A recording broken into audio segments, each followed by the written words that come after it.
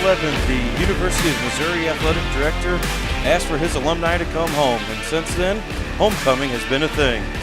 Go back 112 years now, been asking alumni to come back, cheer on the football team, enjoy homecoming week, and have a festival and a party just like any other. And that's what we have here tonight. It's homecoming week here in Columbia, where the Eagles coming in 0-5, taking on the 0-5 East Alton-Wood River Oilers. So they're going to go home with the victory tonight. Columbia took on Hollywood with the theme this year. They had their Spirit Week. Seniors took home the Spirit Stick. Then all the parade, the floats, everything went on. Tonight's football game is going to be the beginning of the last chapter, and homecoming week will come to an end tomorrow night with the dance at Columbia High School. Alex Schlemmer and Jared Germain with you once again, coming to you live on KCHS into the Aces Wild pregame show. Thanks for joining us. And tonight, Jared, we come in, like I said, somebody's going to leave here with the victory tonight. Yeah, both coming in 0-5. We both know both teams really haven't had a good start to the season. Already halfway through, and both teams don't have a W yet. So, like you said earlier, somebody's going to come out with a win tonight. And I would like for it to be the Eagles, of course. And as we were trying to ruin Freeburg's last week, their homecoming, hopefully they don't come in here and do that to us. Something I didn't realize, Roxana's homecoming, they left victorious. Freeburg's homecoming, they left victorious. So fate's got to be on our side, right? I mean, I hope so. Yeah, it can only be on our side, hopefully. Let's talk a little bit about last week's game. And with Freeburg, we knew it was going to be a tough one, but you know what? 28-14 was the final score, and I thought we were into the game majority of the time, even though the stat sheet may not say it. Yeah, I mean, it was 7-7 in that after the first quarter. And, I mean, we were playing pretty well up front. We were kind of getting beat. They were running the ball all over they want. Pretty much anytime they wanted. That Stewart kid was getting 6-7 yards a carry. So, hopefully coming in tonight, I know last year East Alton River ran almost for 300 yards on 50-plus carries, I think, last year. And me and you were there. And it was not a pretty game. That was probably my least favorite game to watch last year. But hopefully tonight we can come in and shake it up a little bit. Last week, like you said, it's 28-14 was the final score. The first touchdown Freeburg scored, though, was on a Peyton Andrews slipped and fell. So there's 7 points that could have been avoided. And then you look at the next, the touchdown, I think it was in the third quarter. It was a blown coverage. I think a guy just kind of moved out from the pocket or from the backfield motion man and just kind of got lost, and that was 14 points right there. But Eagles were able to get on the board, put on 14 points, and that matches our season high. So 28 points in the 5 games that we have. But, you know, like I said, it's a 2-score game. That's a pick 6 away, a scoop and score, an onside quick kick that we've already recovered. So, you know, you're right there in all the games. And besides Roxana, we're a 2-touchdown game every game. Yeah, that's what we were talking about before we even went live, how we've been in pretty much every game. And I think you guys even said it on your pregame show earlier this week with the coaches. But, yeah, they've been in every single game. It's just we haven't been those first 3-4 weeks we couldn't really score the ball. And last week we got to see 2 touchdowns, but I know we came away with the loss. But Coach Horner doing good, get the ball out to the athletes a little bit more the last couple weeks, which is what I would have liked on the offensive side of the ball. 22 yards of rushing for us last week. I think we did have one bad snap. I think it was like a 2nd and 1. All of a sudden it turned into a 3rd and 19. So hopefully we get the snaps figured out this week. And then, passing-wise, 165 yards for Mason last week. So, like you said, you're getting it in your athletes' hands. Lucas Ribling was able to get a touchdown, and I believe Cam Janik got our 2nd touchdown last week. So, 2 new guys to get touchdowns and 2 guys that deserve to get them. So, hopefully we can add to it tonight. You know, I feel like we start passing the ball like later in the game. Like that Denny had a great catch at the end of the almost towards the end of the game. We were going on our last drive. But I feel like we need to come out with start right away. So get that offense going, come out and put some points on the board early. And this is a team that we can do it. So let's talk a little bit about this week now. The Oilers coming in, and we're about 10, 15 minutes away from game time right now. Oilers coming in, don't score a lot, give up a lot of points. They're coming off a 49-0 loss against Bree Central last week. So a team that we have the ability to score on, and hopefully tonight we're able to get that done. Yeah, and like I said, they ran the ball for 300 yards last year, and I know two of their stud running backs they graduated, so we don't have them tonight, thank God. But hopefully we'll see a good game tonight. I mean, I know both teams are 0-5, but I mean somebody's got to come out with a win. So hopefully it's there's no ties in football. Yeah, there's not.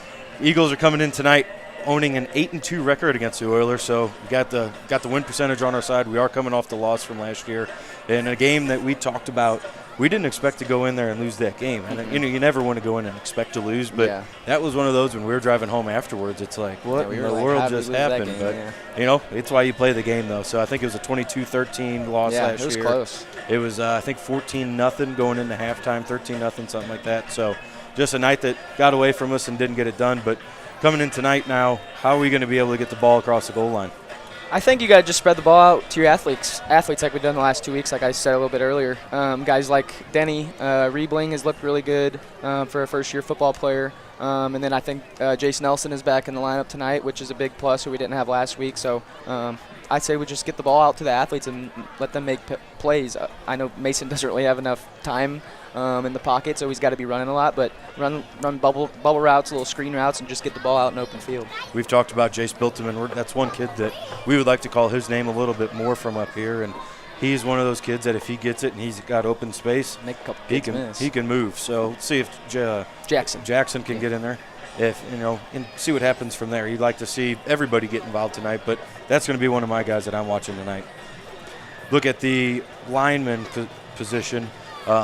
Some size coming from East Alton. I don't know if they're going to be the quickest guys, but some of those guys during warm-ups, they better not sit on you. They'd crush you. Yeah, definitely me. But I feel like East Alton River always has those big guys, and normally Columbia doesn't really play well against those bigger guys. We usually have a little bit more speed on that defensive line, so hopefully we can put 3 or 4 man front and just beat them to the back just using our speed. Well, we're going to head to a break real quick, and whenever we come back, it'll be the national anthem. One thing that we weren't able to do last week, we had to thank the people for this pregame meals and everything, so thank you for that. When we come back, and whenever the game gets going, we will talk about our pregame sponsor this week. We will be back with the Aces Wild pregame show right after this.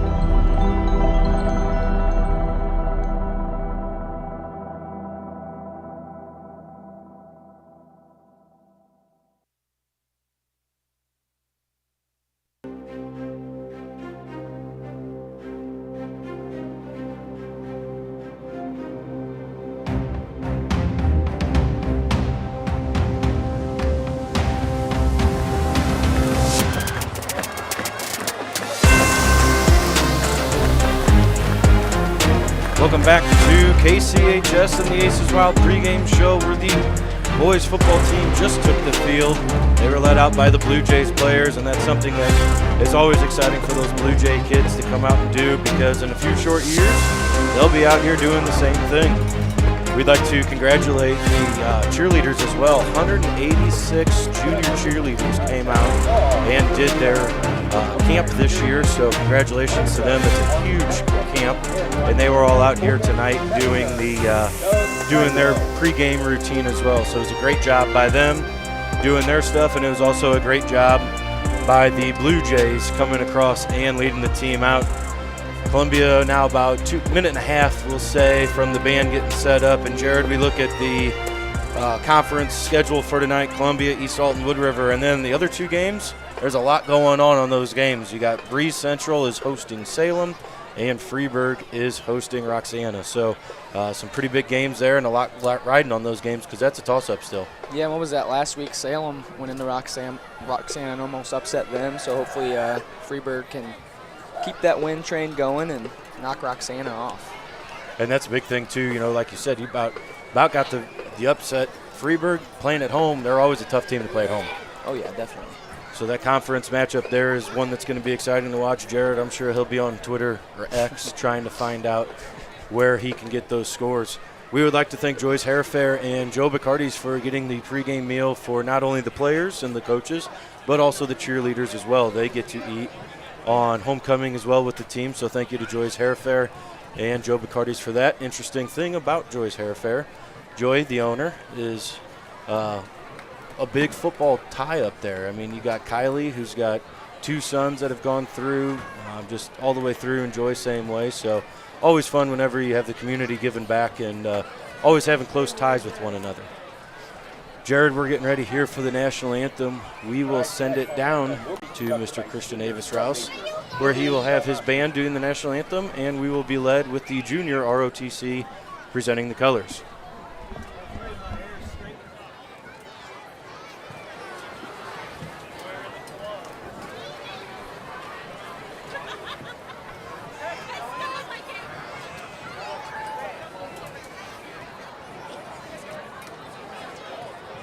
At this time, I would like to ask you to please rise, remove any headgear, and place your hand over your heart as we pay respect to this great country with the playing of the national anthem. The colors are presented by Columbia High School's very own Air Force Junior ROTC. The color guard is commanded by Cadet Lieutenant Colonel Carson Toplash. Other members of the color guard include Cadet Major Xander Noel, Cadet Senior Master Sergeant Anna Bushwalty, Cadet Senior Master Sergeant William Goodrich, Cadet Master Sergeant Siler Laxton, Cadet Staff Sergeant Hunter Corbis, and Cadet Senior Airman Sarah Tudor.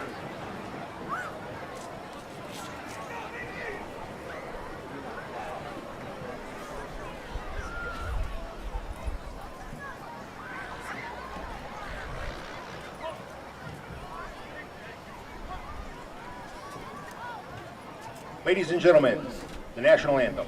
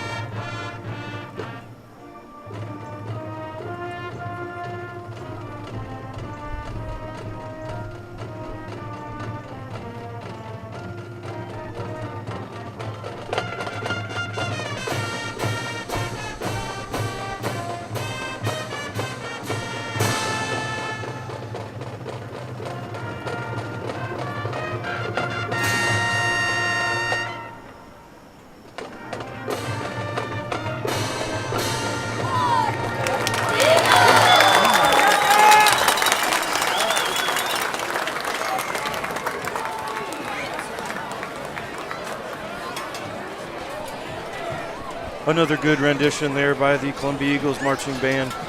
And Jared, somebody that we haven't talked about yet, is we talked about the junior cheerleaders. We haven't talked much about our cheerleaders this year. Haven't got to do very many push-ups. I was doing some quick math in my head. They're only up to 42 push-ups this season. So to talk about them real quick, they are coached by Robbie Walters and Marla Rose and Whitney Armington as well. The cheerleaders include Cadence Johnson, Ava Remmer, Reagan Search, Mia McConaughey, Lucille Moore, Kali Patachi, Dalen Stevens, Lila Bridges, Eden Peters, and Sophia Waters. So cheerleaders coming out doing a great thing, and pretty much when you think of football, you got to think of the cheerleaders being along with them. So great job with them. They always do good. Coach Walters up at the state tournament every year. So hopefully this year we are able to see them go up to state once again. How many titles do you think he has? Oh, man, he's got more rings than Brady, I bet. Yeah, probably. Eagles are going to come out tonight. White helmets, black jerseys, and blue pants. East Alton's going to come out all white with their maroon helmets with a gold design on the top of them. I'm not really sure what the design is. And they will be doing the kicking here to start the game. Thank you for joining us in the Aces Wild pregame show. Whenever you think about Aces this weekend, they have a music trivia along with a, what else they got? Music trivia and cornhole going on as well. So that's on Saturday. If you're bored, come on out to Aces Wild. It'll be a little bit of a squib kick. Takes a big bounce, and it's going to be recovered by the Eagles on the 30. They're going to try to go to the left side over on that East Alton sideline before getting run out of bounds. And, Jared, can you see a number over there? I could not, no. Might be 40. Number 40 tonight. That is Cam Janik. Cam Janik typically wears number 0, but with the black jerseys, he's going to be 40. So, Jared, we'll see if Coach Horner's thinking like you are and then come out slinging it. Eagles are going to take over 1st and 10 from the 42-yard line. So good field position to start, something that we're not used to seeing. Fans still filing in here. Look at this press coverage down here closest to us. I believe that's Ribbling. Now they're pressing off a little bit. Sniffer back to the right side, 2 running backs back with Mason Vegley. Single receiver split out wide. It's going to be a run, stretch play to the right side, going to be with number 2, Hicks. He's got to the original line of scrimmage, blockers downfield. He's got a first down 40, 30. Got to get to the 20, 10, 5. House call on the first play of the game. Touchdown, Eagles.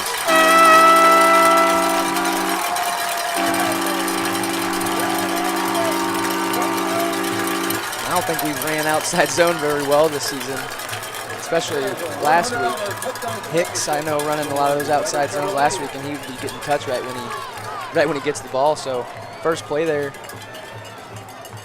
Wow, what a way to start this game. And instantly looking at the iPad over here on our sideline, Coach Amson and Coach Horner standing next to each other. So great start for the Eagles there. Try to cap it off here with the PAT. Keegan Thompson to do the kicking once again. He's 4 for 4 on this season. Low snap, picked up, kicked, and it goes right down middle. He moves the 5 for 5, and that'll take that Mandy McGuire group scoreboard just 15 seconds into the game. Columbia 7, East Alton-Wood River 0, and that'll be another $100 donated from George Weber Chevrolet. So that takes the total to $500 now coming from George Weber, and those 42 push-ups that we talked about, the cheerleaders, now we got 49. So they racked them out pretty quick right there. So, Jared, zone right there, just quick and simple play, getting into the end zone. Yeah, and I like using your up back, what we call sniffer back, and then the other running back being basically your 2 lead blockers, and that's what we saw right there. Logan Hicks did a great job of bringing it all the way to the numbers and then putting his foot in the ground and outrunning about 2 or 3 Oilers to get into the end zone. Great start for us. Great job by Ribbling also blocking downfield. He was able to keep his corner moving downfield and did good job blocking there. So we'll see where Keegan is able to pin him now. The 2 return men, I believe, are number 5 and number 9 for East Alton, standing about the 15-yard line.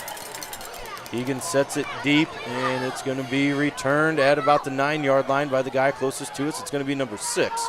He tries to get over to the sideline over where they are, and he's going to get to about the 20-yard line where he's brought down And this Columbia Eagles defense, who's kept them in every game this year, going to try to dominate here tonight. And we'll see what East Alton-Wood wants to come out and do. Like I said last year, I think they had, 55, 56 rushing attempts, something like that, something crazy. I think it was 56 for 289. Woo! See if I can pull that up real quick. And last year they were just getting 3-4 yards a carry. 54 rushes, 289 yards, 5.35 yards a carry. Ooh. And they were 1-for-1 passing for 10 yards, and that was a touchdown. So East Alton dominated last year. This year it's the Eagles' turn to dominate. East Alton coming out showing you that size. They don't have any weights and heights listed, but they're big. Number 2 is going to be the running back. He's going to take the quick handoff, just an ISO right up the middle. Good for about 3 yards before getting brought down by a few Eagles in the middle, I believe, led with Brandon Jackson to make the tackle. The Oilers brought down by number 40, Cameron Janet. Going to be 2nd down and 6 from the 24. Let's see if Coach Tremaine wants to bring a blitz here on 2nd down to make it 3rd and long. See if you can get in the backfield early. 3 down linemen for the Eagles, showing blitz out of the top. Looks like that's going to be Keegan. Low snap picked up. Number 2 is going to get it again. Somebody got him in the backfield, but he's going to be able to gain 2. 3rd down and 4. I think that was Herdlicka got in the backfield right away, but he's able to spin out. 3rd and manageable for right here. Yeah, 3rd and 4 here. See if Number 13. try to try to get us off sides here, so we need to pay attention to the ball. So pick up a 1st down here if we jump off sides. We haven't really done that a lot this season, so 3rd down. 2 out wide for the Oilers, running back to the left. They're going to do a reverse. It's coming around back to us now with number 6. Great job making the play in the backfield and bringing them down. 4th down now for the Oilers. Number 6, Smith. 52 maybe? For the Oilers brought down by number 52, Jason Muscott. Great play there by the freshman. Get in that backfield and just get a hand on him. 4th down for the Slow him Oilers. down. Bring up 4th down. Definitely go for it here.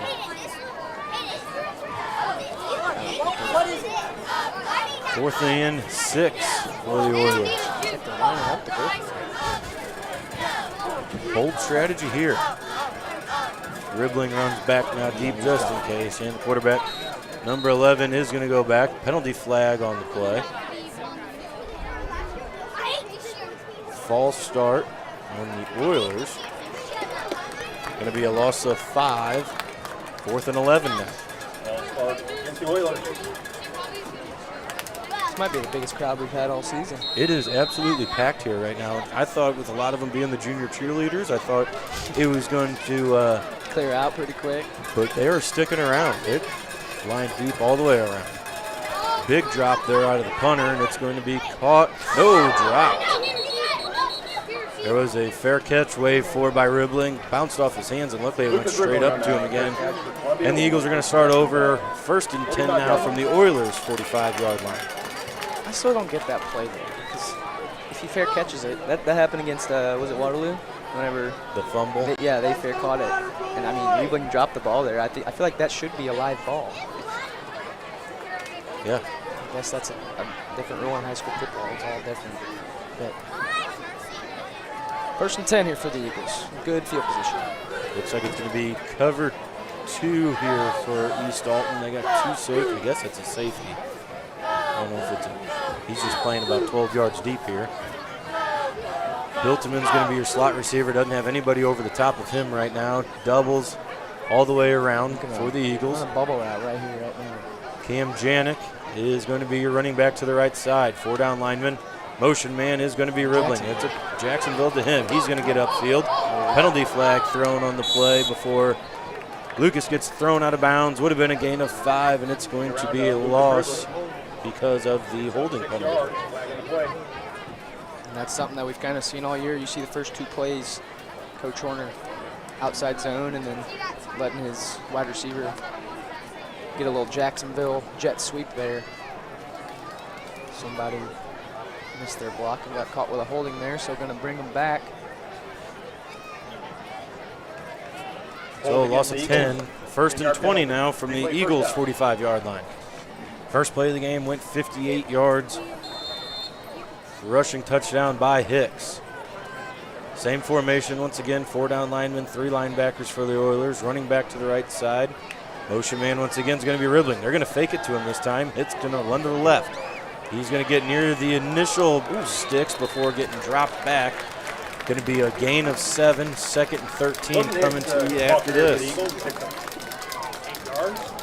I don't know why I just remembered this, but on that last drive when we were on defense, I've never understood as a lineman, whenever they get like pile drive into the ground, and then the other lineman just lays on top of them. Like, I never understood.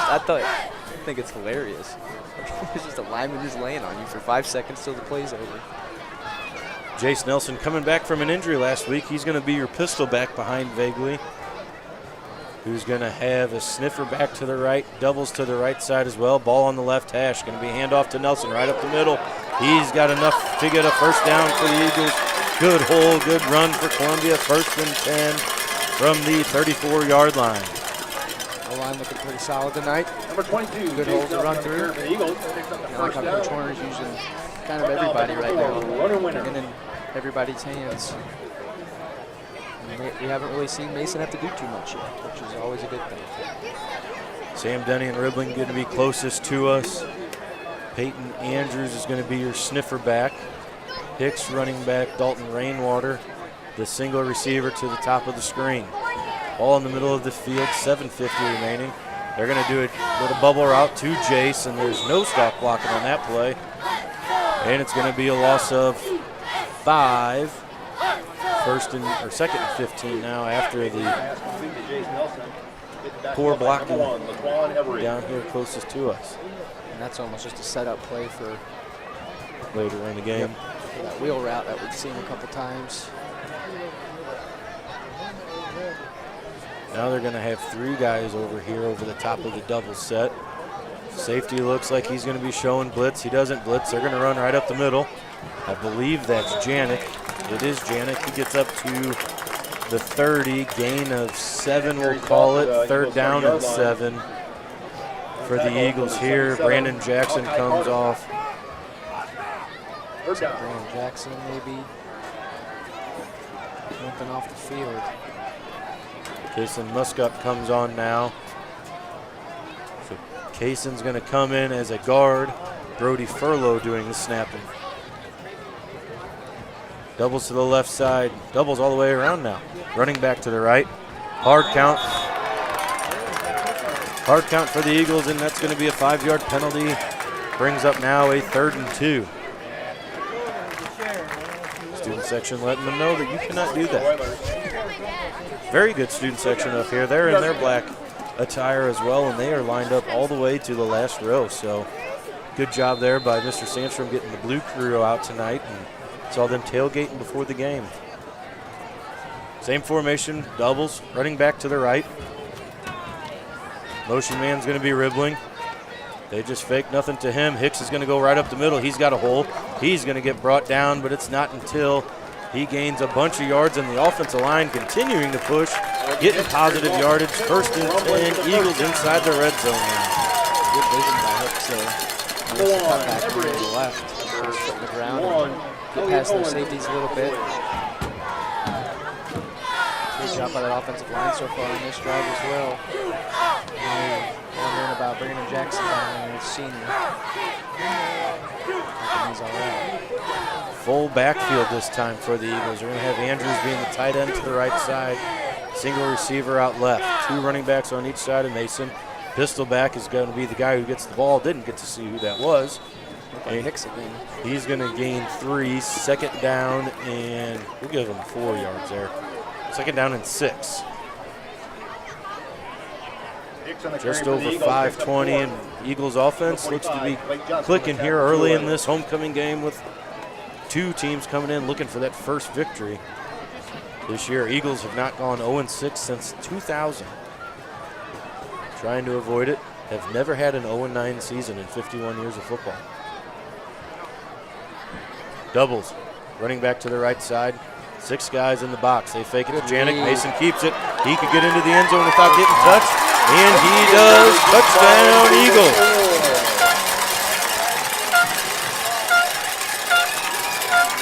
That is another $100 touchdown sponsorship by Penalty flag thrown Weber on the play. I said it was after the play. Nope. It's going to be a holding. Coming back. No, I didn't see that. I thought it was after the play because he kind of threw the flag way after he walked the end zone. So I guess they had to discuss it. Flag on the play, that'll come back. So will George Weber turn away his $100 sponsorship. Well, it wasn't just quite yet. Holding penalty on the play. Going to be a 2nd down and 6 now. Mason could have kept running straight, which is what he did. He had a cutback going, too. He had everything open for him. It was a good read, like you had said, right off the bat. Watching that defensive end, making that read. If he comes at you, you hand it off. If he goes to the running back, you keep it. And Mason did what he was supposed to do there. So after the penalty, doubles to the left side, sniffer back right, running back, pistol back is going to be Janik. He's going to get the football. He spins around after getting grabbed. He's going to get near the 1st down. I don't think he's going to get it.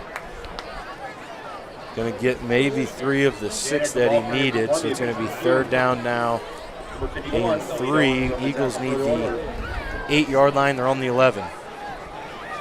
See if Jordan maybe want to go heavy here. Looks like he's going to keep the spread. Line up in there. Short. Looks like they run the ball here. Under 4 minutes now on the game clock, 10 seconds on the play clock, as you can see in the top right of your screen. Doubles, running back left, fumbled snap. They're going to hand it, go up the middle though. Mason's going to get near the goal line. Are they going to give it to him? No, they're going to say he's short. Nearly got into the end zone, and it was a snap that just bounced off his hands. Jarrett, you were play early. Now we're going to go heavy. 1-yard line, yeah. I mean, if you're Mason, you see an opening right down the middle, and you have a play call for a running play. I mean, just try to get in that end zone. Look at number 53 there in the middle. He's a load. 5 seconds now. Mason going under center. Going to be a quarterback sneak, and it's going to be a 2nd effort. Is he going to get in? He is. Touchdown Eagles on the 2nd effort for Mason Begley. After getting hit initially, keeps his feet moving, and he gets into the end zone. Number 3, Mason Begley and a quarterback keeper picks up the touchdown for Columbia. So with that, George Weber Chevrolet donates another $100, taking their total to $600 for the year with the 6 touchdowns the Eagles have scored. Is this our first lead of the year? It's got to be. Can't remember if we scored first or if Mater Dei scored first in week 1. Let's see what the binder has to say. This might be our only lead of the whole season so far. Better snap this time, and it's still nothing different. Keegan Thompson straight through the uprights and good. So that Mandy McGuire group scoreboard lead reads Columbia 14, East Alton-Wood River 0. We're going to head to a break, and we'll be back on KCHS. Eagles leading this one right after this.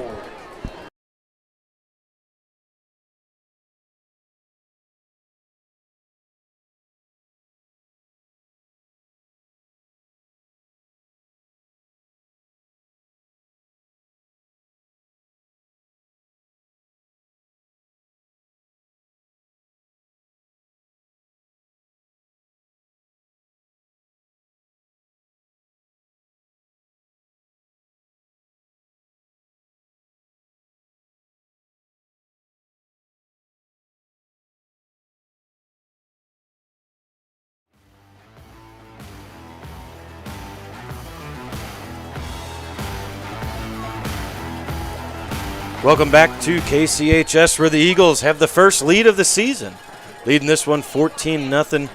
Thanks for listening to us on KCHS. Make sure you let us know where you're listening from as Keegan boots this one down and it gets into the end zone.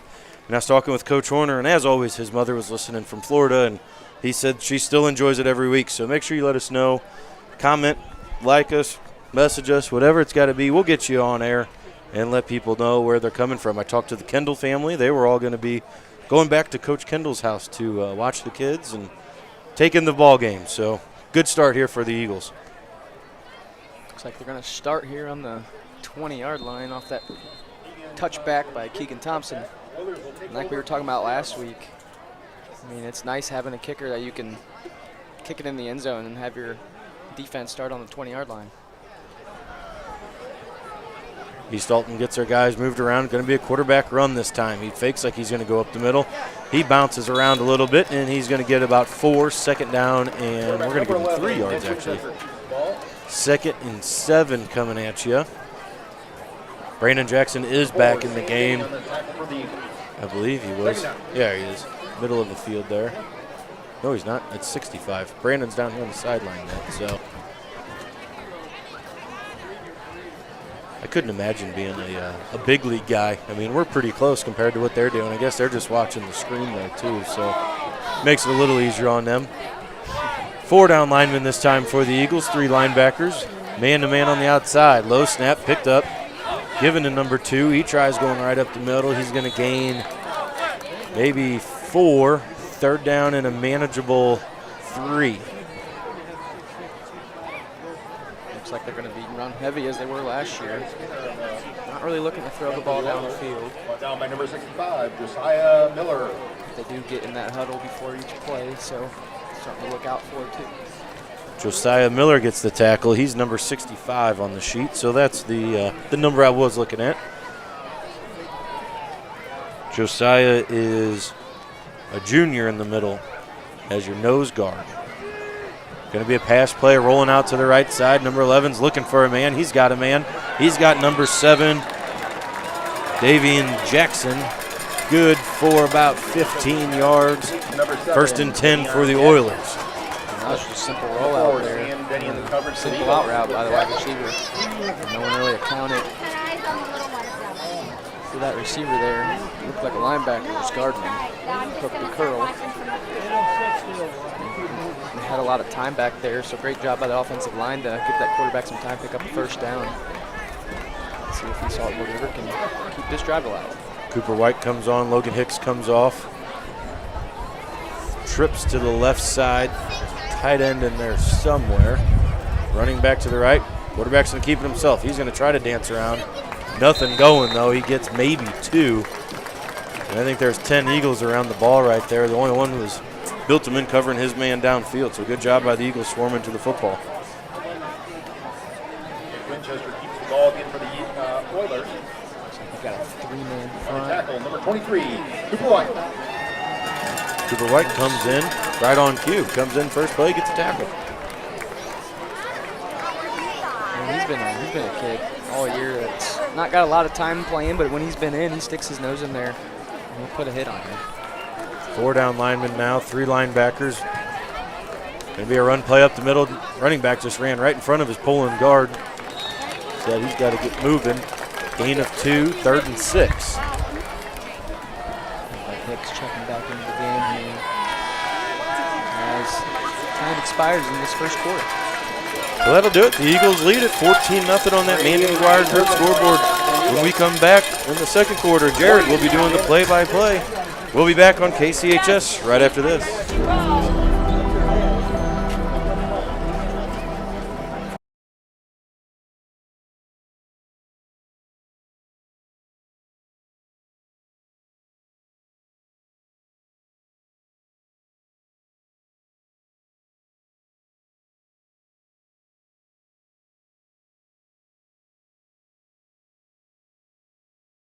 Both Ethan and Abby competed in the IASA track and field state finals at Eastern Illinois. Both brought home 1st place state champion medals. Ethan in the 3,200-meter run, Abby in the triple jump. They become just the 2nd and 3rd ever track and field state champions in school history. Let's put your hands together for Ethan Hogan and Abby Vinhouse.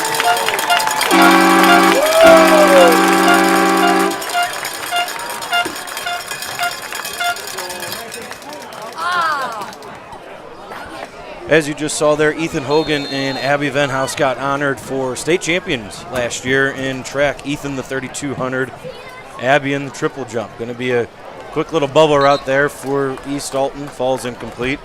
Ethan is still running here in Columbia as a senior, I believe, this year. And Abby is a freshman at Eastern Illinois. So still some positive future ahead for those two in their track and field careers. So congratulations to the two of them. In the third and fourth quarter, we will be honoring the boys golf team who is in their playoff run right now, I guess you say. I think they are heading to sectionals as a team, so that's another great accomplishment for Eagles golf. 4th and 6. Inside little run. Tried doing a little fancy stuff there. It's like a Boise State almost. Oh, yeah, that is. There you go. Regardless, it's a loss or a turnover on downs. They needed 6. They got 4. Columbia's offense is going to take over, and Jared, you get the call at the 50-yard line. All right. See how we can do here.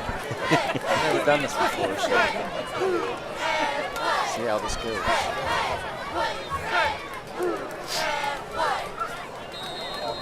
It's going to be hard for me not talking.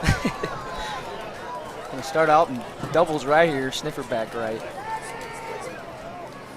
Most likely gonna run to the right side here, would be my guess.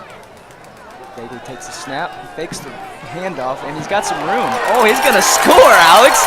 My first call! Touchdown to the house! Mason Bagley.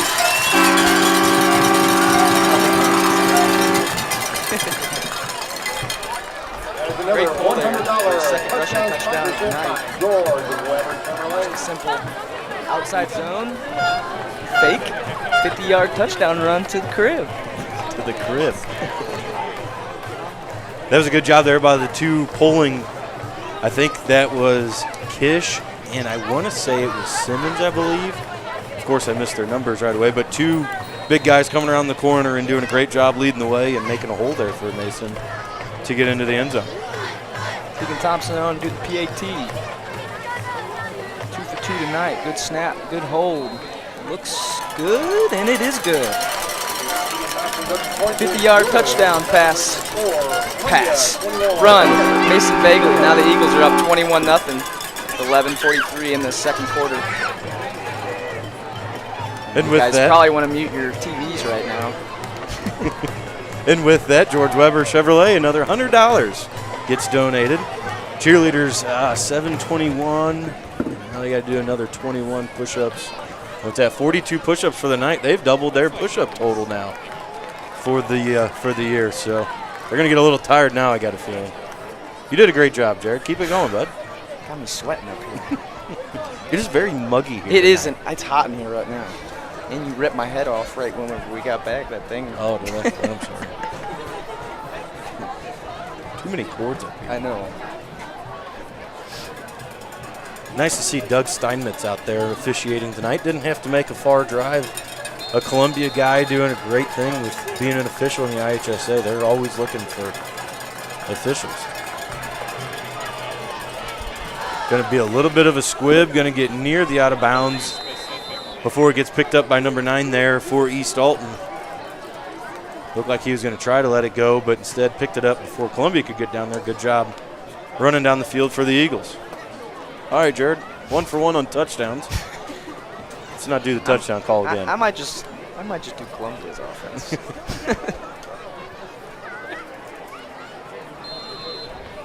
Still lots of fans in here too. The whole right side fence is filled all the way to when you walk into the gate. Nice to see a couple of the floats made it down there. Had some Top Gun, Mamma Mia, and I can't tell. I think that's the sophomores in the middle there. I don't remember what they had, what their theme was.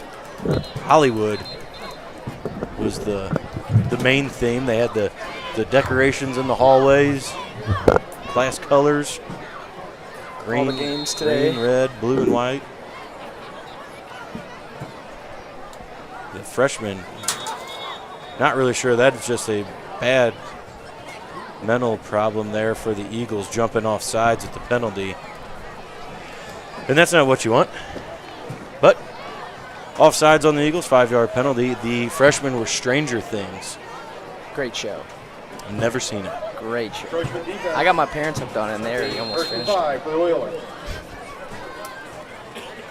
What were the sophomores? Juniors were Top Gun. Mamma Mia seniors. Can't remember the sophomores now. First and 5. Jared, you're doing play-by-play. All right, here we go. Gonna be doubles left here on this 1st and 5. Gonna send the guy in motion. He's gonna almost be a lead blocker for the quarterback. Gonna pick up the first down, looks like it. And almost a broken play turns into a first down there. We're gonna have the ball on the 30. 11:30 left in this first half. Nick Winchester keeps the ball for the Oilers, brought down by number 77, Brody Burlow. Looks like down on the sideline, Brandon Jackson has his pads off on crutches, so not a good sign for that. Sophomores theme, Wizard of Oz. There we go. Looks like tight end left here with that motion guy to the left. Gonna snap it. Fake handoff to number 2. Quarterback's got some room on this side. Gonna get pushed out of bounds by, looks like, Peyton Andrews. For a gain of about 9 or 10. He might be close to his first down. Gonna be a little short.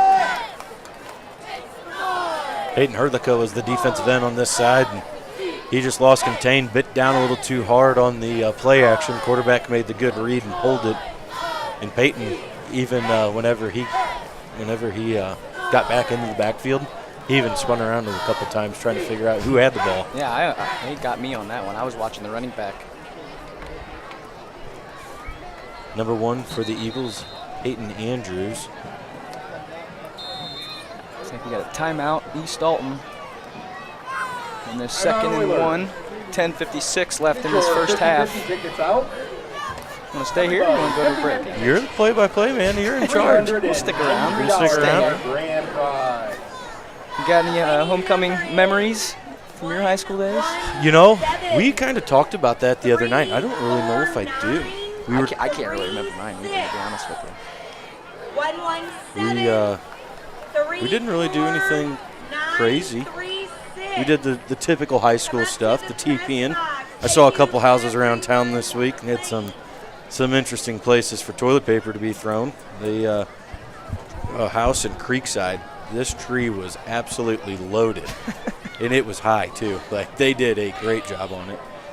I think that happened one time at our house, and it never happened again. Not anymore? My dad probably cracked it down on all the students at school.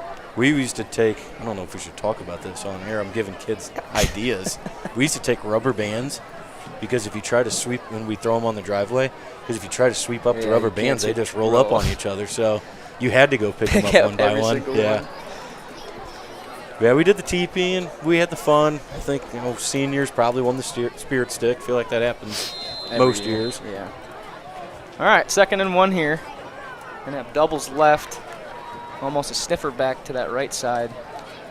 Gonna fake the handoff and run a simple out route to looks like a big tight end, number 44, and he's gonna make that catch and good enough for a first down. Good looking drive here so far for East Alton-Wood River as they're moving the chains again. Like you said earlier, whenever the linemen get a pancake block and they just lay on top of them, I think Hudson Bryant and Hayden Hurlica both were underneath number 53. He just sit there. He just sat there, yeah. He wasn't letting them get up, so he just said, "You're going to stay here." 1st and 10 from the 49. Tight end for them is huge, too. Yeah, number he's a good 44. boy. Have that tight end to the left, so almost a trips left set there. Gonna hand it off to number 6. He's gonna reverse field, cut it back up. Looks like Logan Hicks there, first guy to get his hands on him. Good job by that running back. Turned a loss of about 1 or 2 into a gain of 1 or 2. Make it 2nd and 8. Logan Hicks on the tackle for Columbia. Hayden got back there once again, and when the guy reverse fields got just underneath Hayden, threw his arm out, but luckily Hicks was right there to clean up the play. East Alton taking pretty good control here of the clock in this second quarter. They've already had it for over 2 minutes going back into the first quarter. So this rushing offense holds on to the football a lot. Trips right. The quarterback's going to roll out to this side. He's going to tuck it and run. He had a guy downfield, but decided to try to get some extra yards by himself. Only going to pick up maybe a yard. Maybe 3rd and 6 here. Let's see if Coach Tremaine wants to bring a little blitz. Good job by the Eagles flowing once again. They just stretched that play out wide, making the quarterback make a decision. And whenever he tried to cut back, the guys who were flowing to the football were able to make the tackle. Big number 73 there for the Eagles. Lincoln Corbin did a great job getting down the line right there. He's got himself a big old cast on the right hand. Look on this left side here, nothing there, but got a big old mid on that right hand. But East Alton's gonna have to burn another timeout here. With 8:40 left in this first half. Eagles are up 21-0. We'll head to a break now. We'll be right back. Eagles are up 21-0 on KCHS.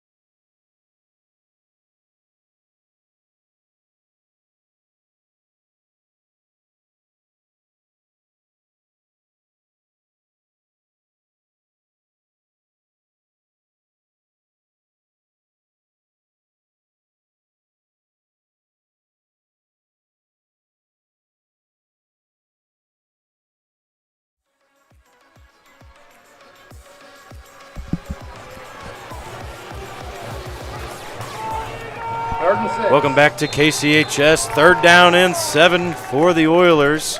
Coach Horner trying to get the Eagles fans into it. Going to be a slant play across the middle, and it falls incomplete, luckily. That slant was open there. Got to give a shout out there to Dallin Stevens.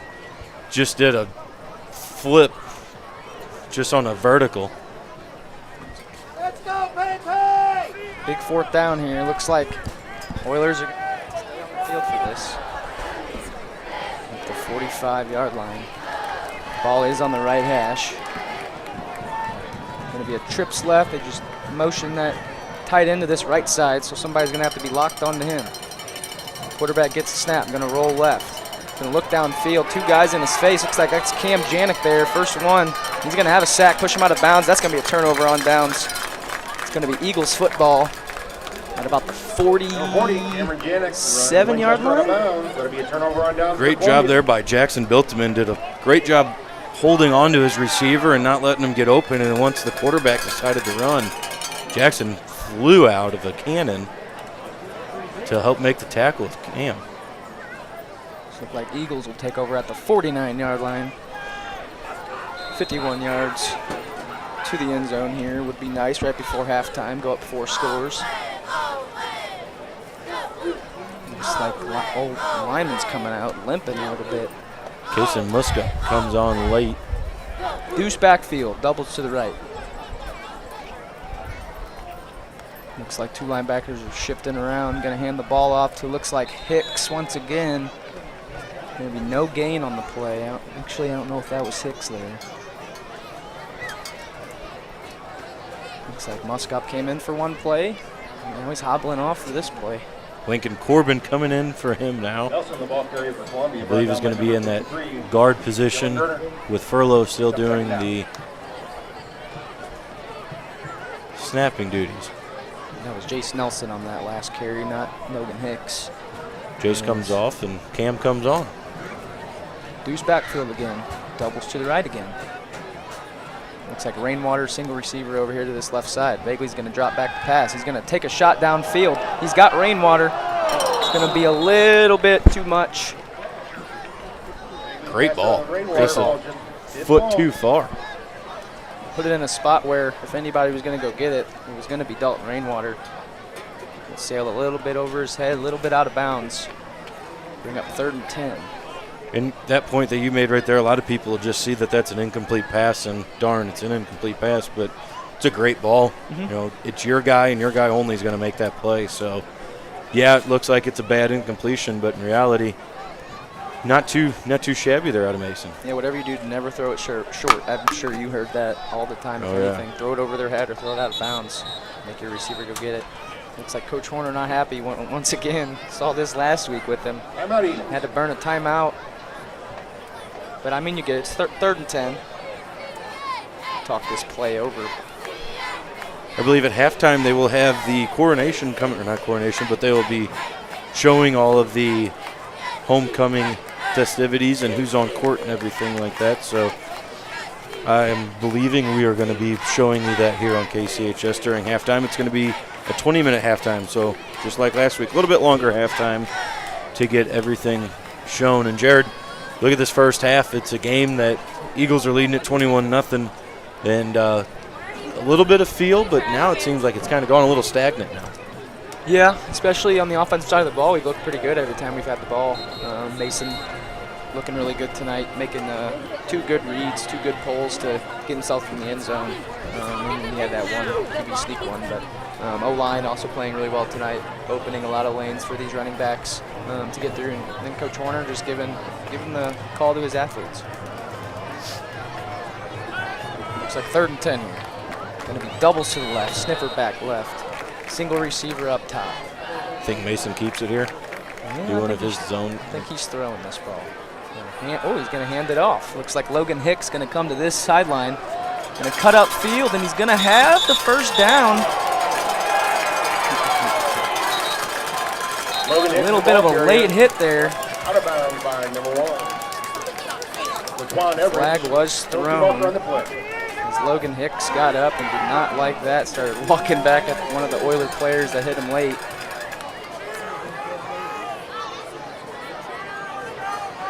Great job blocking there once again out of the Eagles wide receivers, and a good job on Logan to recognize which way they were shoving their guys and read the blocks.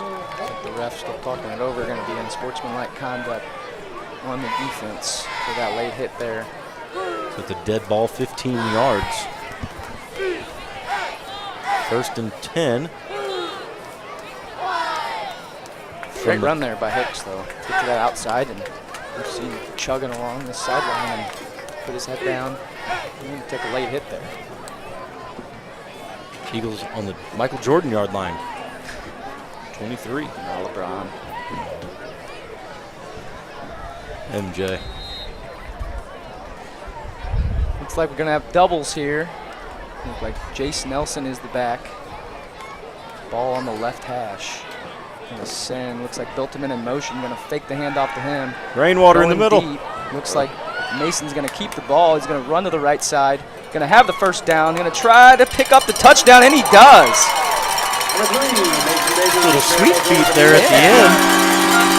And that was something last week that he got to like the 5-yard line and he just ran out of bounds. And this week decided to try to get in the end zone for his 3rd rushing touchdown of this first half. Calling out another $100 for tonight's touchdown. That brings the score 27-0 on that Manny McGuire group scoreboard. Keegan Thompson on now to try the extra point. Jace Nelson having to run on late now.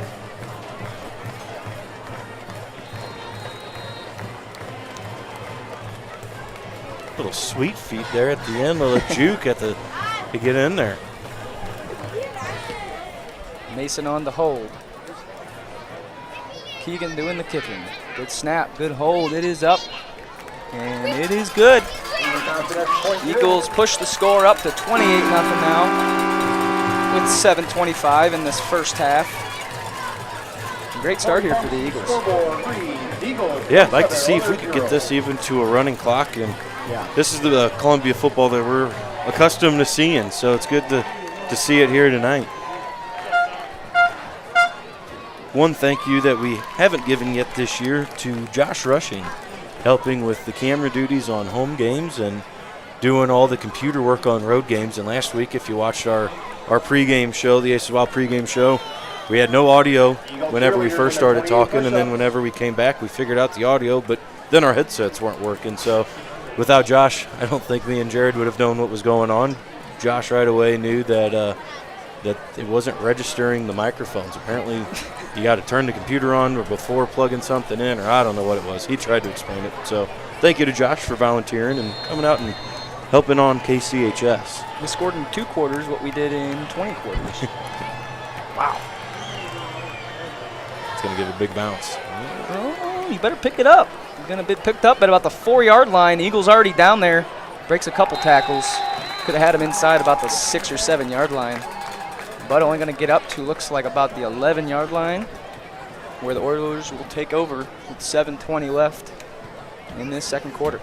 I think that was number 30 there, Logan Acevedo, getting down and making contact about the 5. And on that rollout, you said Mason had somebody in the middle of the Dalton field. right in the very middle of the field. And Dalton was throwing both hands up, but there's a lot going on in a short amount of time.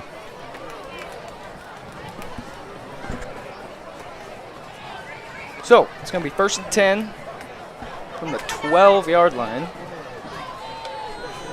They might have a delay of game here, getting close. Under 3 seconds now. Trips to the left, going to just hand it off, run an inside zone up the middle.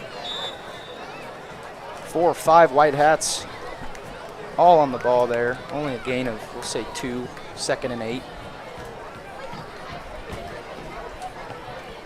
And if you're the Oilers here, you've had a couple decent drives where you get the ball to midfield and then you just kind of stall out. You have to go for it on 4th and long. You haven't really been able to convert on those, and that's why the score looks like it does. Going to be single receiver to the left side. Quarterback's just going to take it and run up the middle with it. Going to break a few tackles. Maybe a gain of 3 or 4 there. Look like 72 rolls off the pile there. Looks like Dylan Robinson, 73. Lincoln Corbin, and 88 Herdlicka. Bring up 3rd down. Mason came into that play late at the very end, and right away I watched. He went for the football, and when he got off the pile, he was the one that handed the ball to the official. So you always hear about, hold on to the guy and somebody else go for the ball, and that was Mason's idea. He went straight for it. Timeout, East Alton, 5:53 in the first half. Timeout, Oilers. It's all Eagles so far in this first half, and trying to get on the win column for the first time, like we said in the Ace Wild pregame show. Both teams coming in at 0-5, so somebody's going to leave here with a victory, and right now, let's hope nothing gets messed up, and that'll be the Eagles. Jared, do you have any homecoming memories that were you ever on court? No. No? Were you? No. No. Yeah, I can't think of. I think we played Salem maybe my senior year. I can't remember. It's been so many years of doing this. They all run together. Yeah, it all just meshes together. I think we played Westland. We were victorious. You never want to lose on your homecoming night. I mean, we've mentioned a couple times how many people are out here tonight, so you never want to lose in any home game, but especially homecoming when all the alumni are coming back, and you want to make it an enjoyable experience for everyone that comes out. Yeah, and losing that game just makes that dance the next day just worse, I feel like. So coming out of here with a win is always nice. 3rd and 3, trips left. Quarterback's going to drop back to pass. He's going to be taking a shot downfield. Number 7, definitely going to be a penalty thrown there. Peyton Andrews bear hugging the man. Flag was thrown. Ball was in the air for 10 years. Pass falls incomplete. Flag on the play. Pass interference, I would imagine. And that's what it's going to be. Peyton on that one just even at the start, he had his back to the quarterback, so he never even saw the ball go up in the air, nothing. And I guess I would imagine he's got to be coached to do that, but like I said, he has no idea what's going on. He's just watching strictly what that wide receiver's doing, so I don't know. And he was just in a tough position there because the ball was thrown short, and that receiver kind of had him beat, so he had to come back for it. So he kind of just grabbed him a little bit. A little bit. A lot of it. He hugged him. Quarterback gets the snap, going to hand it off to number 2 again. And that D-line's looking pretty good tonight. Not really getting in the backfield, but not getting any pushback. Did you see the quarterback tap him on the back? He handed it off and give him a pat on the back. Gain of about 4, caught second and 6. 73, Corbin, and number 40, Janik on the tackle for the Eagles. Looks like Brody Furlow, Lincoln Corbin, and Hayden Herlica holding down that defensive line right now. Looks like Hudson Bryant, Cam Janik, Logan Hicks, and Look at Andrews again, how he's trips left. He's going to look to pass again. He's going to take a shot downfield. That ball will be uncatchable. Incomplete. Bring up 3rd and 6 here. same way again, though. He had his back. If you look at Biltman on the other side, Biltman's watching the quarterback, and Andrews is just with his back to the quarterback. So same way again, had no idea what was going on.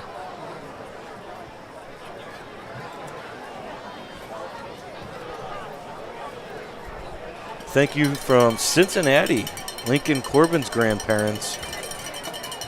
So there's another state. We need to get a map inside here. See if Mr. Nickerson can do this.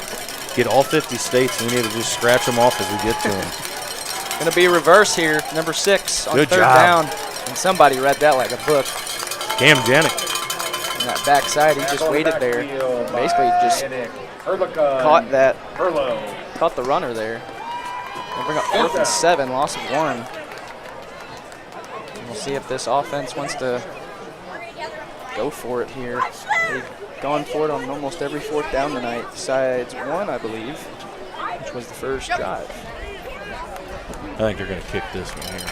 Yeah, I'll probably scoot that. There he goes. We will back up.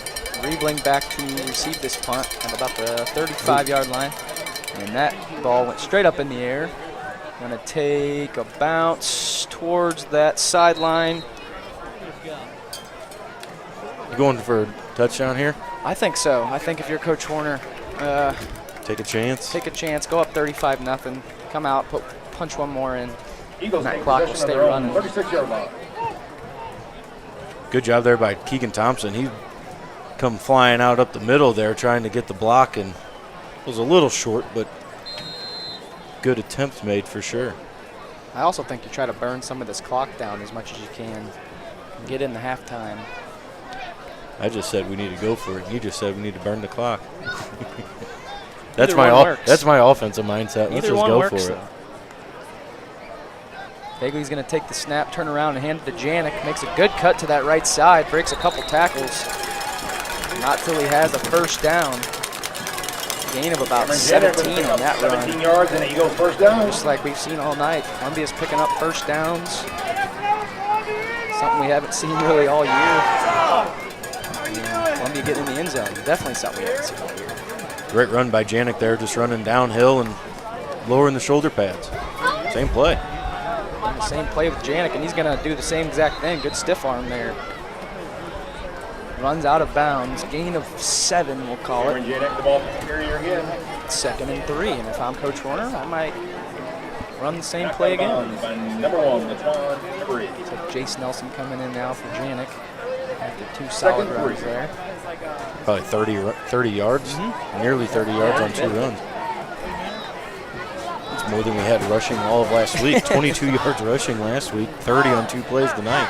Doubles right, sniffer right. Looks like that's Jace Nelson now. Going to run a quick bubble route out to Riebling. He's going to have the first down, runs a man over.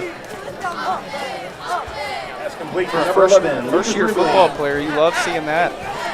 Lowering his shoulder, Number 2, picking up the first down. on the tackle for Keeping this the drive alive Eagles. with 3:30 left First down. in this first half. Biltman comes on, Peyton Andrews comes off. Looks like we're going to flip it here. trips left. Now I take a shot here. Mason's definitely got the arm strength. Looks like they're just straight up man-to-man out here, too. So if you can give you a good route combination, have Vagley throw the ball downfield. Vagley going to stand in the pocket. Simple little out route to Biltman that cannot be caught. I don't think drop should go against the quarterback. That ball just right through his hands right there. Pass incomplete. They keep more stats on the quarterback as an incomplete pass than the receiver on a drop. There was a good block in there, too, and Jackson's guy, he was a good 6 yards off, so. That's someone who we've wanted, you said before the game that we want to see him get that ball in his hands a little more, and he had a chance there, just couldn't really grab the ball. Gonna go trips left again. Vagley gets the snap. Gets stuffed right at the line of scrimmage. He looked like he tried pulling it right as there was 2 defensive linemen already in his face. And they kind of just got stuck together and went backwards. And unfortunately, that we haven't seen that play tonight, but that's like what we've seen most of the All year. season, yeah, so for that to be our first negative play with 3:05 in the first half, to really be talking about that, that's not bad. But yeah, lost about 5 there, 3rd and 15 now. And now Coach Warner probably run a little rollout to this side or give one of his guys a chance one-on-one. Gonna be doubles. Looks like Jason Nelson's gonna be that up back. Gonna send a guy in motion, fake that to Biltman. He's gonna take he's got 2 guys. A deep shot, hasn't thrown it yet, still looking downfield and just decides to throw it out of bounds. Had 2 or 3 guys downfield, didn't want to take the shot. Looks like, holy smokes, they were wide open. Those guys bit so hard on the Jacksonville motion. you can see Coach Warner on the bottom right of your screen there telling him, you see that safety dive up, throw the ball. That's what you work on all week. And now it's 4th and 15. The Eagles look like they're going to send the punt team out, punt this one away. Those guys didn't have anybody on the same playing field as them. Who was it? I don't even remember who it was. Low snap, picked up by Vagley. Going to get the punt off, going to take a good bounce, let that roll. Going to be inside the 5, but could have got it down closer to the 1-yard line. Can't really tell who's the first one down there. It looks like Hudson Bryant and Dalton Rainwater down to recover that punt. Good bounce for Vagley. He would have had himself a touchdown if he let that arm loose a little bit. I wish we had replay. We could show you how wide open those guys. Those corners and the defensive backs, they bit so hard on that Jacksonville motion. So that might be something we can come back a little later if we need to score. They were wide. 1st and 10 from the 6. 2:24 left. They're just going to run the ball here. Try to get the halftime only down 4 scores. Gain of 3, we'll call it 4. 2nd and 6. And I don't know if you agree with me, but as the Oiler coach over there, you're down 28-0. You're pushed back inside the 10. You don't really want to throw one downfield or do anything special. So just try to get the halftime. They get the ball coming out of half, too. Going to be trips to the right side. Tight end left, going to split out as a wide receiver. A little bit of a size advantage for East Alton. Quarterback drops back the pass. He's going to look down the middle of the field, overthrew him. Number 6 was the intended receiver. With Number 4, Sam Denny on the coverage for Columbia. Biltman or Denny on that coverage over there. I think it was Biltman. For 3rd down and 6. Call a timeout if you Coach Warner. If you get, well, you might be able. I think you do. Stay aggressive. I'm not a big fan of that play call by East Alton. I think you want to run the clock down as much as you can, because now you're stuck with a 3rd and 7, and you got to get a 1st down. And if you punt, Eagles are probably going to get the ball right around midfield with enough time to go score. And now they're just going to run the ball up the middle again. Going to be close to the 1st down might marker. have it. Didn't get touched till right at the 1st down marker.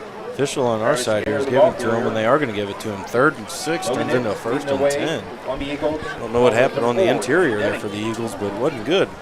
Yeah, it was a big lane there for that running back. They've been running that play all night long.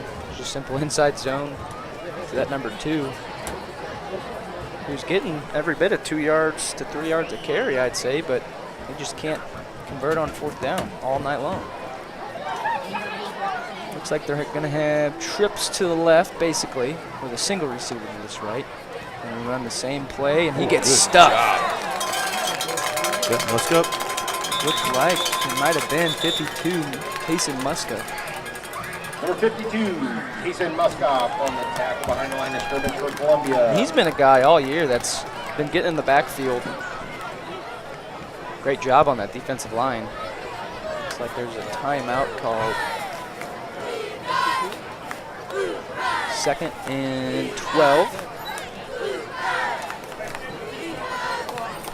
Let us know where you're watching. The Life Community Church halftime show is about to come on up, so make sure you let us know. We'll get you out on the halftime show. We'll give you a shout out. We have Cincinnati already, a couple here in Columbia, so let us know. We'll give you a little TV time. When was the last year we did the post-game coach interview? Remember when we did those?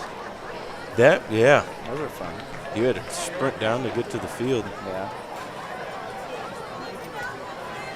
We always try doing something different and having fun every year with it, so maybe next year we'll try to get in on that. All right, here we go. 2nd and we'll call it 12. Quarterback's going to drop back to pass, going to run a simple flare screen, flag thrown in the backfield. Looks like Logan Hicks, the first one. Going to be a loss of 2. Number 2, Logan Hicks on the Waiting stop to for see Columbia. what this penalty is going to be. It's going to be a holding on the offense. We decline. 45 seconds left in this 2nd quarter. The Eagles lead this one 28-0. Discussing the penalty. Coach Jermaine and Coach Horner both down there talking to the white hat right now. So if he declines it here, it's going to go to a 3rd down. If he accepts it, it's just going to be a 10-yard loss. Remains 2nd down. So I think if you're Coach Horner here, you need to decline it, call a timeout. 45 seconds here in the first half. Holding on the offense, penalty. Didn't motion if he, I guess he accepts it then? He didn't decline, or didn't motion to decline.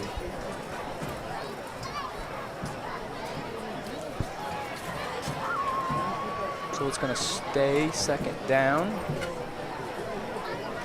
And at this point, you just got to, if you're the Eagles, you're just wanting to get into that Life Community halftime show where we will be showing the homecoming festivities. The band will be coming out, doing their great stuff that they do every game here at Columbia.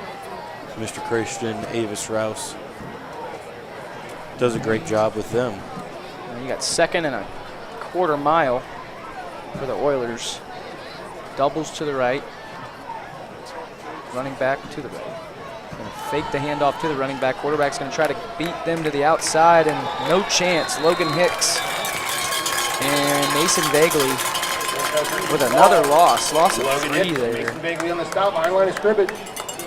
3rd down Oilers. 3rd down and about 20.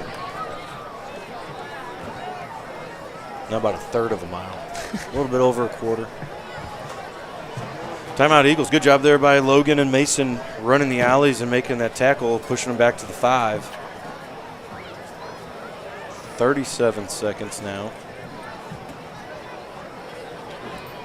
Very quiet 2nd quarter there. Like I said, good flow, good feel in the 1st quarter, and gone down to nothing here in the 2nd. You look over, East Alton's got almost that whole grandstand's packed. A couple people on the fence line. Columbia on the sides. Can't really even find an empty seat down there. Can't find much empty fence either. They're down in the end zone even wrapped around. This looks... And I'm sure there's a bunch sitting on the hill over there too. Quarterback going under center this time? I didn't see it. Yeah, he's standing on the goal line. 3rd and 20. That's We're the big just tight gonna run. end. Tight end power. Someone tackle me. Zach bailed. Oh, did he almost get ran over down there? He started at the 15. He was out. He made a life decision there, getting out of there. Come on, Peyton Andrews, number Big 2. thing there. Well, dang, I wouldn't want to tackle that 44 either. No. Big boy. They just ran a simple wildcat with a tight end there. He gained about 7-8 yards on it too. 4th and 12. And they bring him out, or are they using him as quarterback now? Looks like he's going to be doing quarterback duties now. He ran out of bounds, so that should have stopped the clock.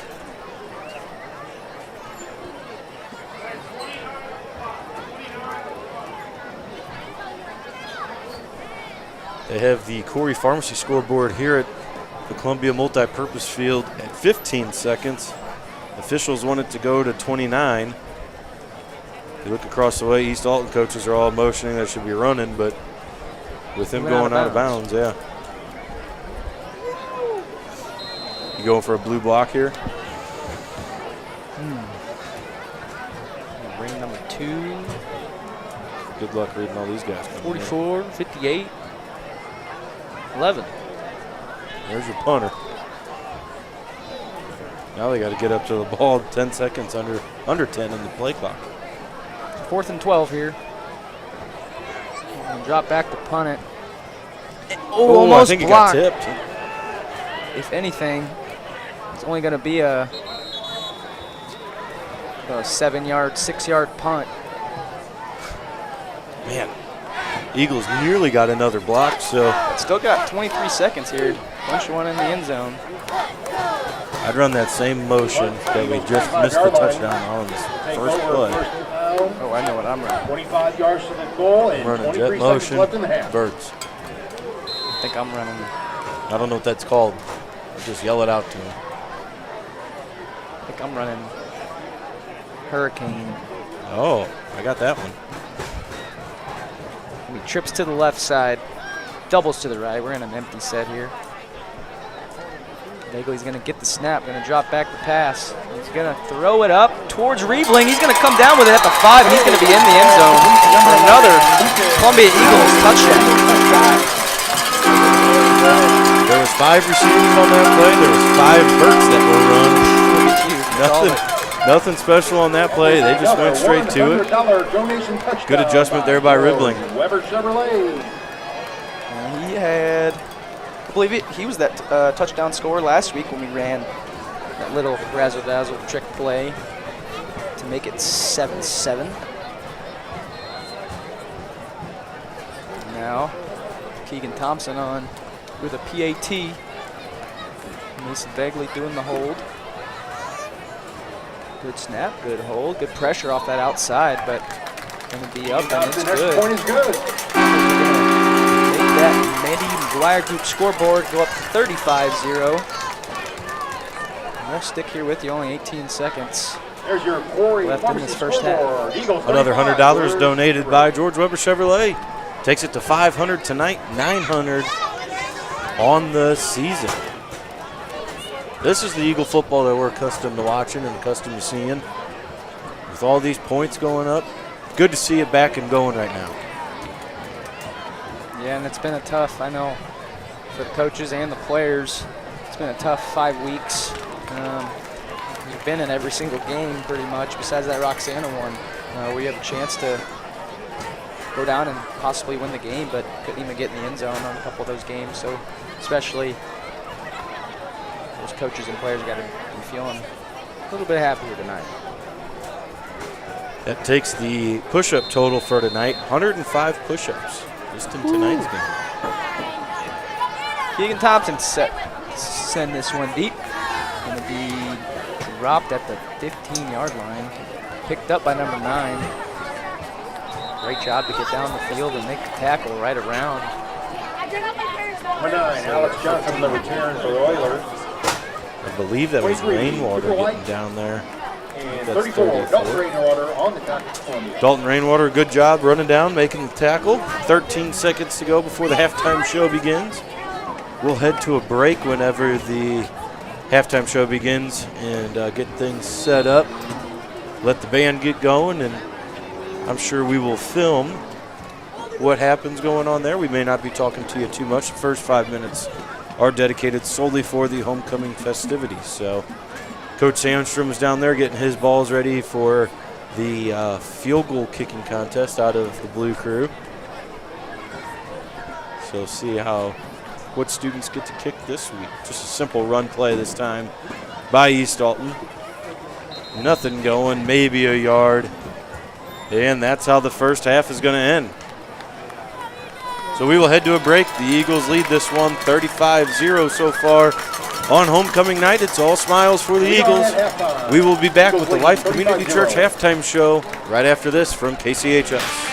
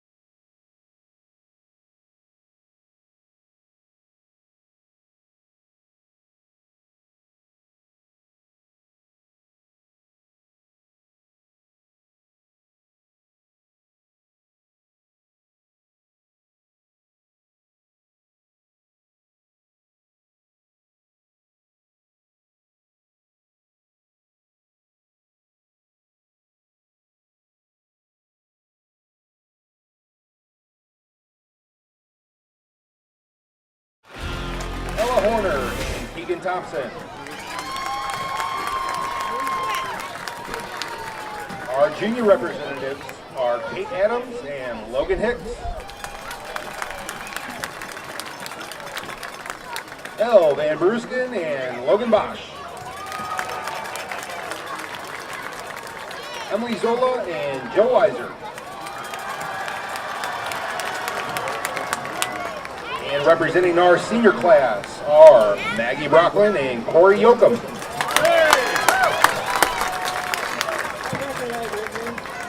Ava Rimmer and Joe McGee. Reagan Search and Sam Denny. And Samantha Snow and Connor Yoakum.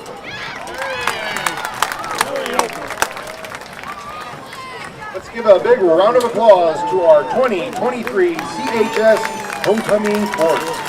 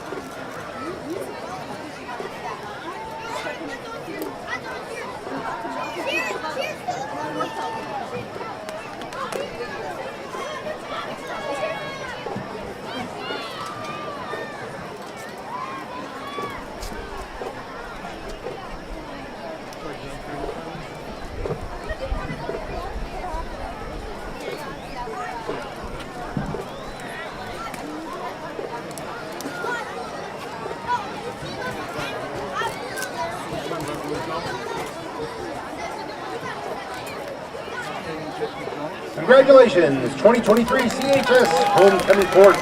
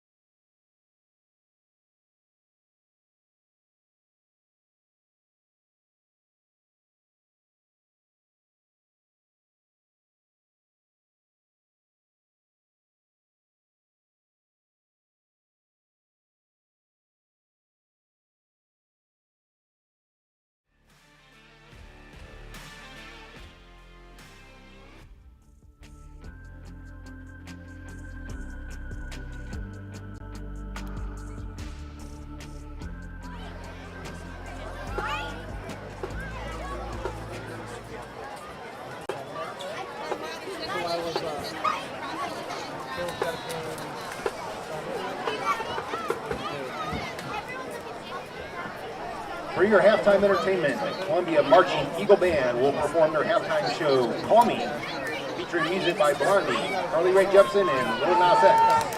The band is under the direction of Mr. Christian Edith Rouse and color guard coach Jessica Janet.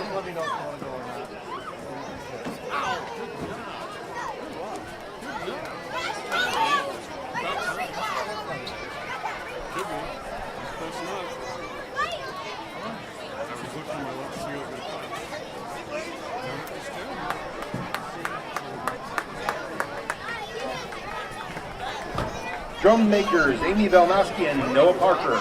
Take it away.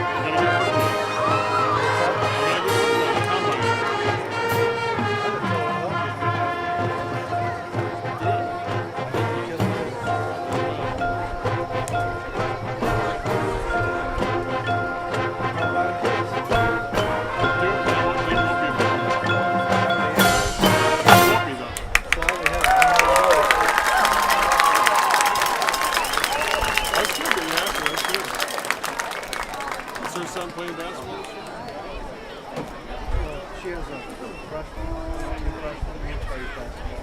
So you'll see that basketball. So wait till we come to the basketball game. Nothing playing tonight.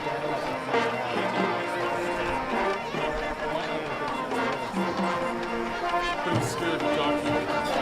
Because he thinks you're old. She thinks he's old.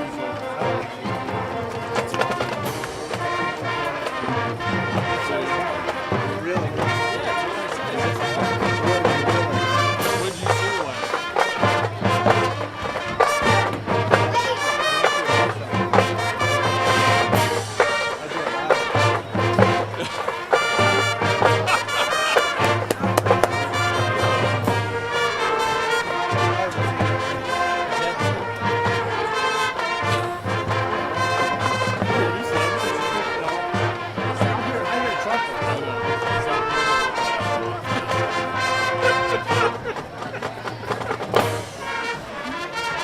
You're scared.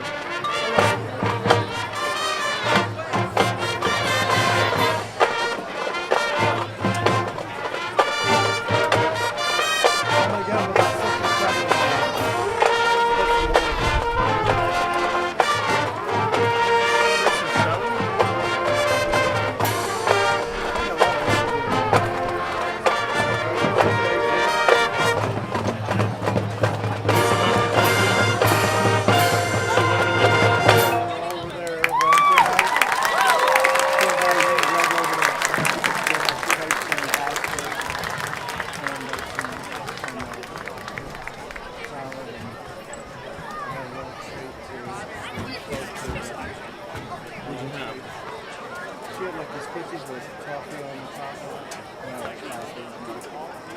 I really appreciate that. I'm not supposed to have it. Huh? What do they know? What do they know?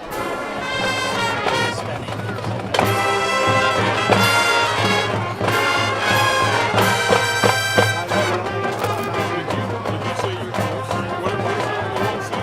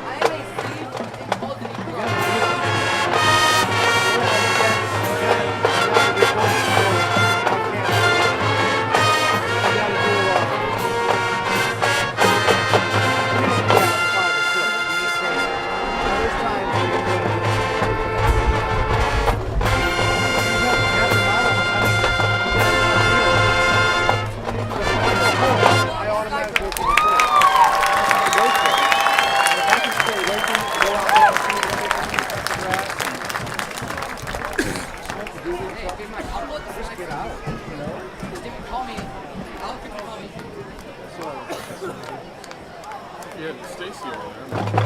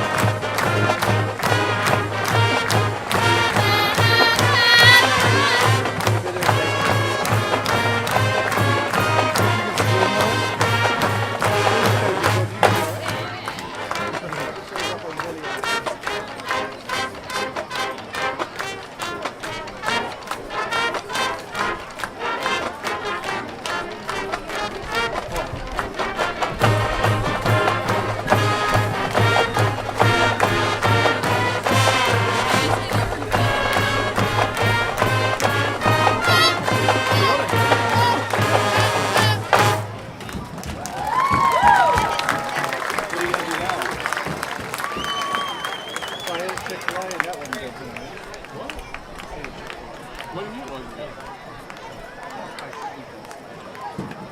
But I didn't have time because I had to get here.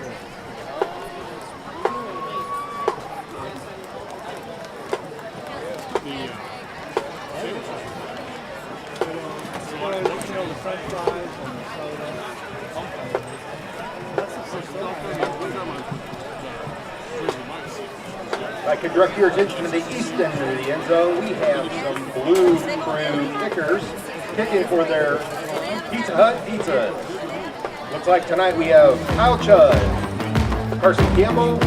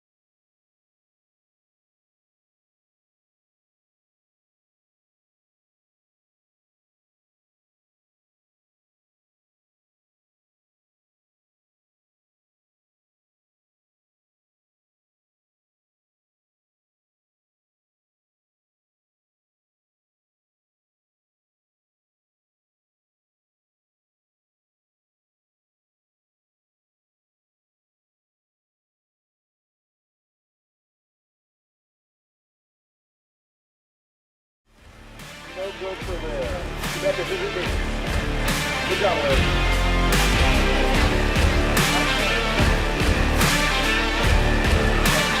Welcome back to the Life Community Church halftime show presented by Life Community Church here in town. We're coming to you live on KCHS from the Columbia Multi-Purpose Field. We're a night that we're used to seeing. Columbia leading this one 35-0 over the East Alton-Wood River Oilers, and in the game, 0-5 versus 0-5. It's what we expected. We had a little bit of a run, and then in the end it kind of got a little sloppy at the end of the second quarter there, but regardless, Eagles are on top right now. Yeah, good flow in that first quarter, like you said. Got a little slow in that second quarter, but, I mean, overall, you can't ask for a better first half on both sides of the ball. Shutout and scoring 35 points, more than we've scored all year. So nothing really bad to talk about this week. Line looks really good. Mason Vegley has looked really good on that as quarterback, running the ball and pulling it. So he's done a pretty good job tonight. And that's something that we've looked for all year, is trying to see something like that happen. We've had some big plays out of our wide receivers, and they're playing pretty well tonight. So that's all we could ask for them to do, and haven't got any unofficial stats, but I would say hands down the most yards we've had in a game altogether, and we did it in the first half. So last week, 22 yards rushing, and like we said, Cam had 2 rushes for 30 yards. So it was a good half all the way around, and our linemen really opened up some holes there for all the running backs and quarterback. Yeah, and even on that defensive side of the ball, East Alton Rivers had decent drives. They've started every drive around the 10-yard line, I'd say, and they've got all the way to midfield, but then they just stalled out on fourth down, I'd say 4 or 5 times already tonight. So our defenses look pretty solid, like I said, but I want to see us get to 40 and get this running clock going. It would be nice to have a running clock, something that we haven't seen even been close to. With the bad lucks this year. I mean, for a couple of years, that's all we saw were running clocks there for a while. So, it was a fun half to call. We got 2 minutes yet, and then they're going to add another 3 minutes onto the clock for the stretching and everything. So whenever it boils down to it, you got 5 minutes. You got to try to get that happy ending here and go into the dance tomorrow night with victorious. And like you said, it's always more fun after you get that win. Yeah, it's gonna be not very fun for Brandon Jackson if he has to go to the dance on crutches. He's a little banged up right now. He's he did leave on crutches. I think Casey Liska was hobbling around a little bit. He was going back and forth, getting into the play a little bit later on too. So a couple injuries there that we're going to pay attention to, see if they come back. But Brandon did have his pads and everything off, so he's probably not going to be coming back tonight. So what's your one thing, like you said, you want to see that running clock? We're about 4 minutes now from the second half.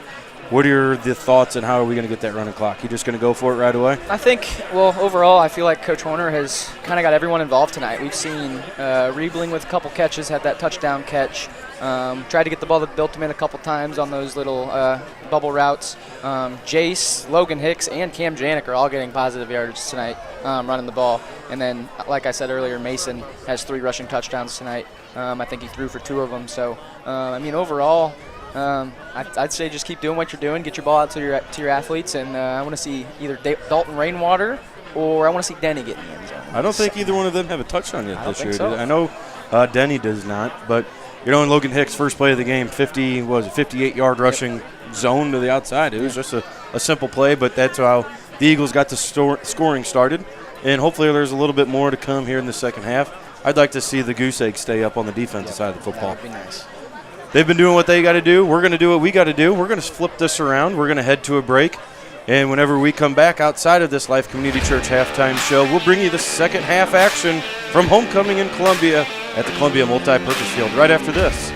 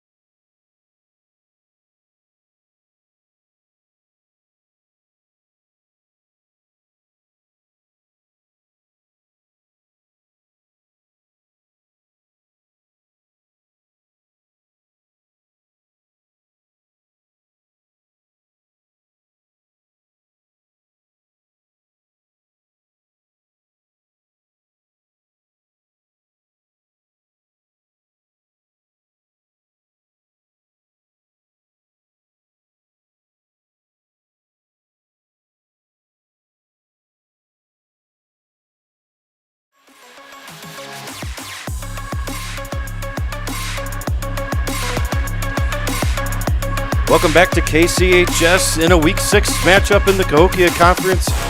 Eagles and Oilers. Eagles all first half, 35-0.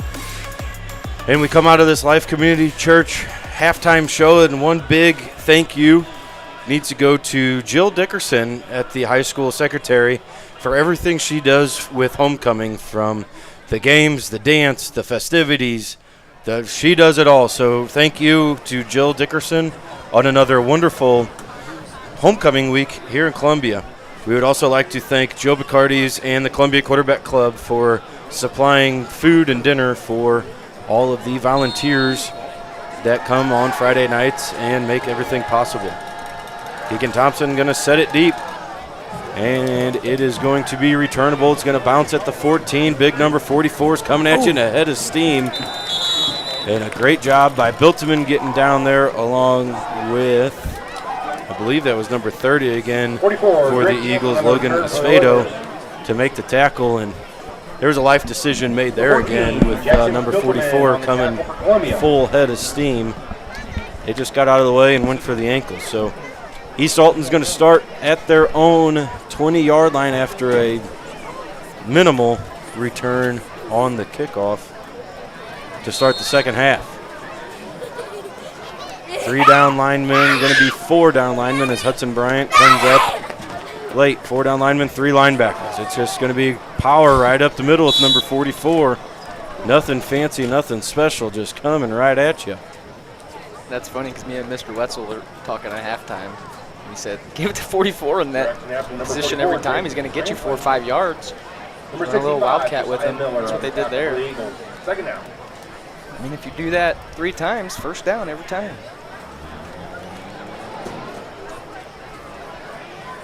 Looks like they're going to come out and have him at quarterback again. Looks like they might run the same play, same formation. 44 gets the snap, going to run to the right. Great backside tackle. Looked like, is that Kason Musk up again? All over the field tonight. For 52, Kason Muskov with the tackle on the backfield for the freshman. Brings up third down. He's getting a lot of time this season on that defensive line. Doing well tonight. Bring up 3rd and 6.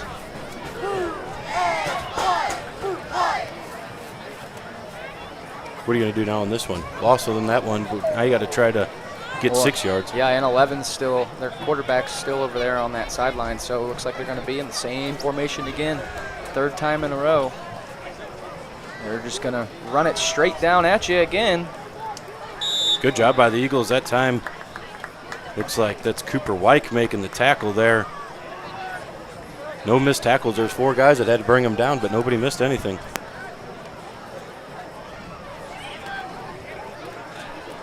Another listener coming from Cuba, Missouri.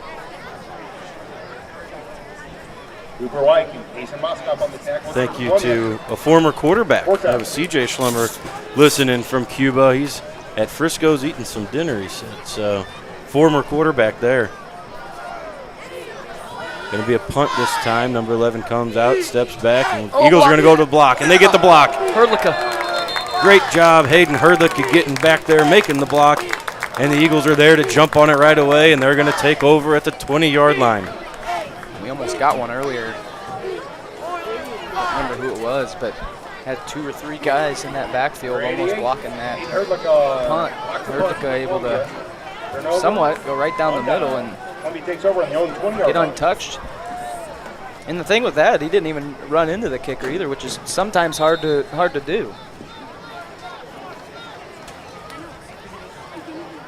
So let's see what happens going here now for the Eagles offense. Going to send motion man Peyton Andrews. Just slides over. A little bit of a low snap. Picked up by Bagley. Hands it off. Good cut back there by Jace Nelson, but nothing really going after that. Keeps his feet moving and gains 4.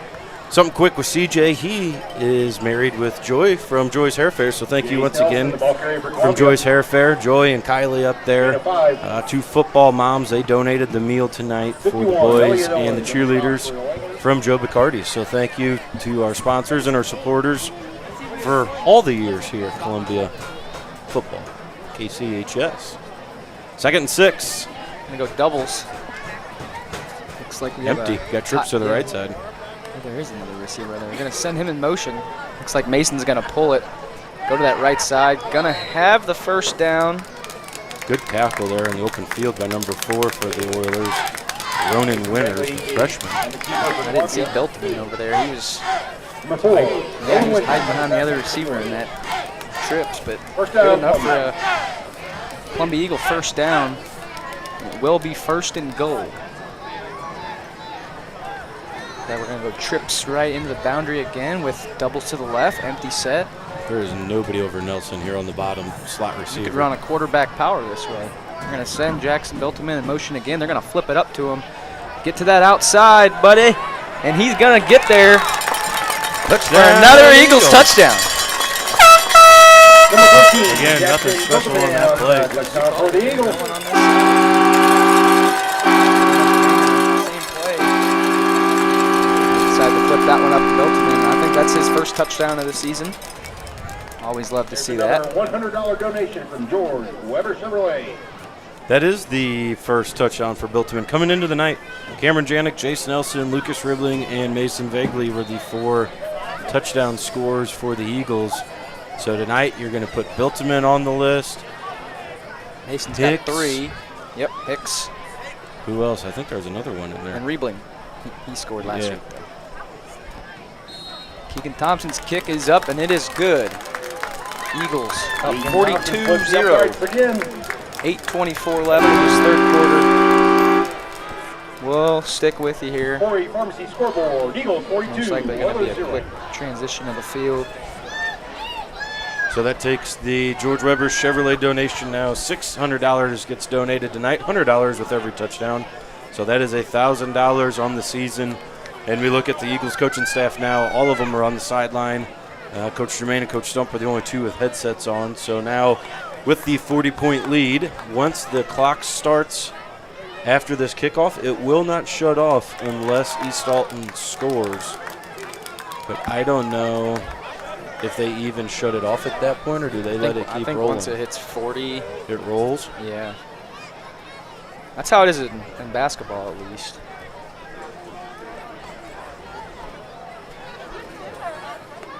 From the Suit Camp family, Suit Camps are always watching from Seatown. Blue pride in our heart.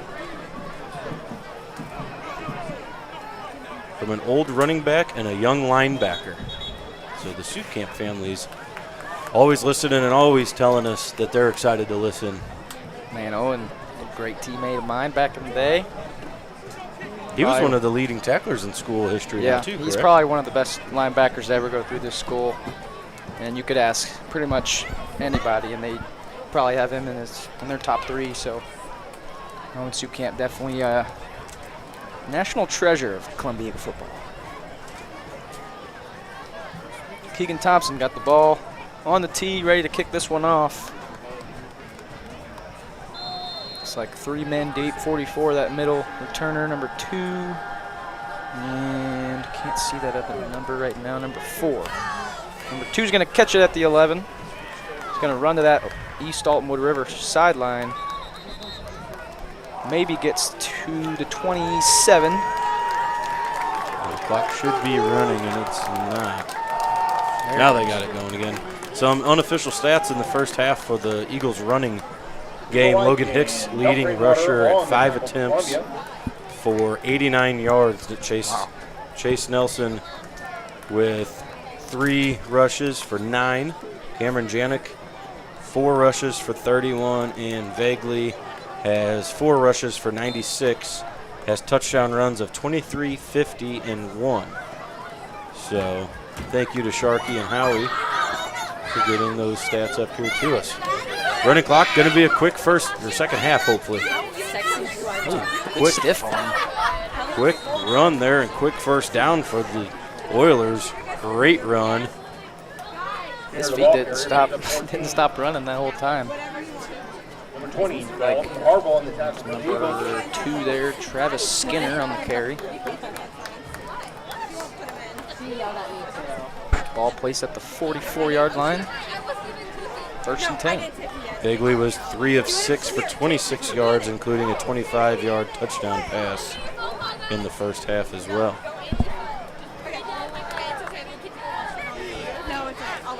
Quarterback's going to get the snap, fake the handoff. He's going to keep it to that left side, and he's got some room over there.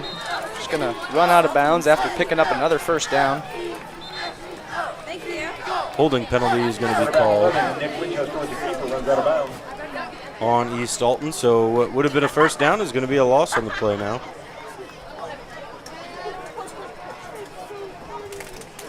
It is a holding.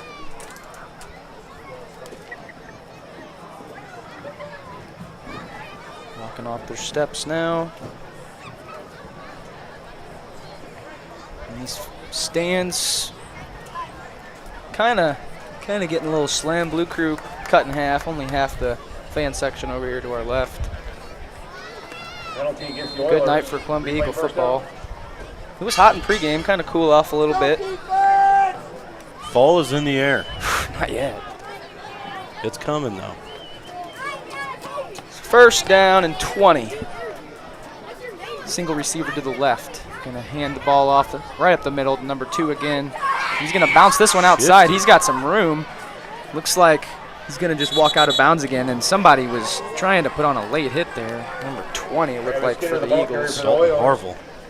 Coming with a full head of steam. Ran out of bounds But by number 20, like you Dalton said, Harville. great vision, great feet there by number 2. To not go down and bounce that to the outside. We said in the pregame that he was limited in his time. This was his first week back. Is that Yeah, pretty sure. so? That is Travis Skinner, number 2. We'll be talking about him next year when we travel to East Alton, as he is a junior this year. 2nd and 6. Receiver to the left. Quarterback's just going to hand it off to number 4 this time. Looks like he's going to be close to that first down marker. Might give it to him. He's 2-3 really close. Eagles in on that tackle. Oilers Looks like ball most carrier of our number 4, starters Rowan are Winters. out of the game now. Get some other guys in the game. And he is going to have that first down. Looks like 57 there. Rowan Lewis in on the tackle. 20. Dalton Harville, number 25, Aaron Poole on the tackle for the Eagles. Shout out to Coach Germain. He is the staff spotlight at CHS this past week, or this past month, the month of September. So Coach G been doing it for many years. I think he's going probably close to 25 years of teaching. So He's got like 8 years left. 1st and 10. Middle of the field, going to hand it off to number 4 again. And again, a good run. Going to pick up 7, we'll say. Winners again on the carry. 23. 65 checking White in. on the That is tackle. Josiah Miller. Coming in for, looks like, injured Rowan Lewis, who made that tackle on the previous play. Miss Kish coming from North Carolina.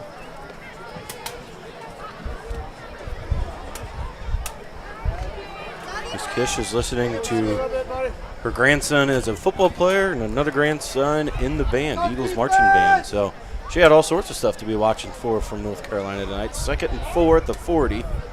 2 seconds, 1 second. Now it's a timeout by East Alton. 3:33 remaining in the 3rd quarter. Clock does stop for timeouts. We didn't mention after that last touchdown, 147 push-ups tonight for the Eagles cheerleaders.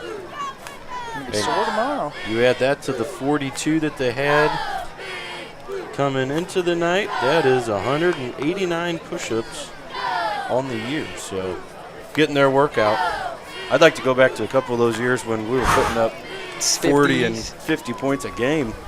See how many push-ups they were repping out then. Beautiful night here at homecoming for the Eagles. Unless a miracle happens, they'll be leaving victorious here tonight. Next week, Go to Salem next week, don't we? we do. We're showing Roxana. We don't need to go back to that Yeah. one. We don't need to go there. That was a 37-0 shellacking from the Shells. Next week we go to Salem. 6th day of October. Running the ball this time is the quarterback. Look at the push that the Oilers got there. Boy, all of their linemen are 10 yards down the field.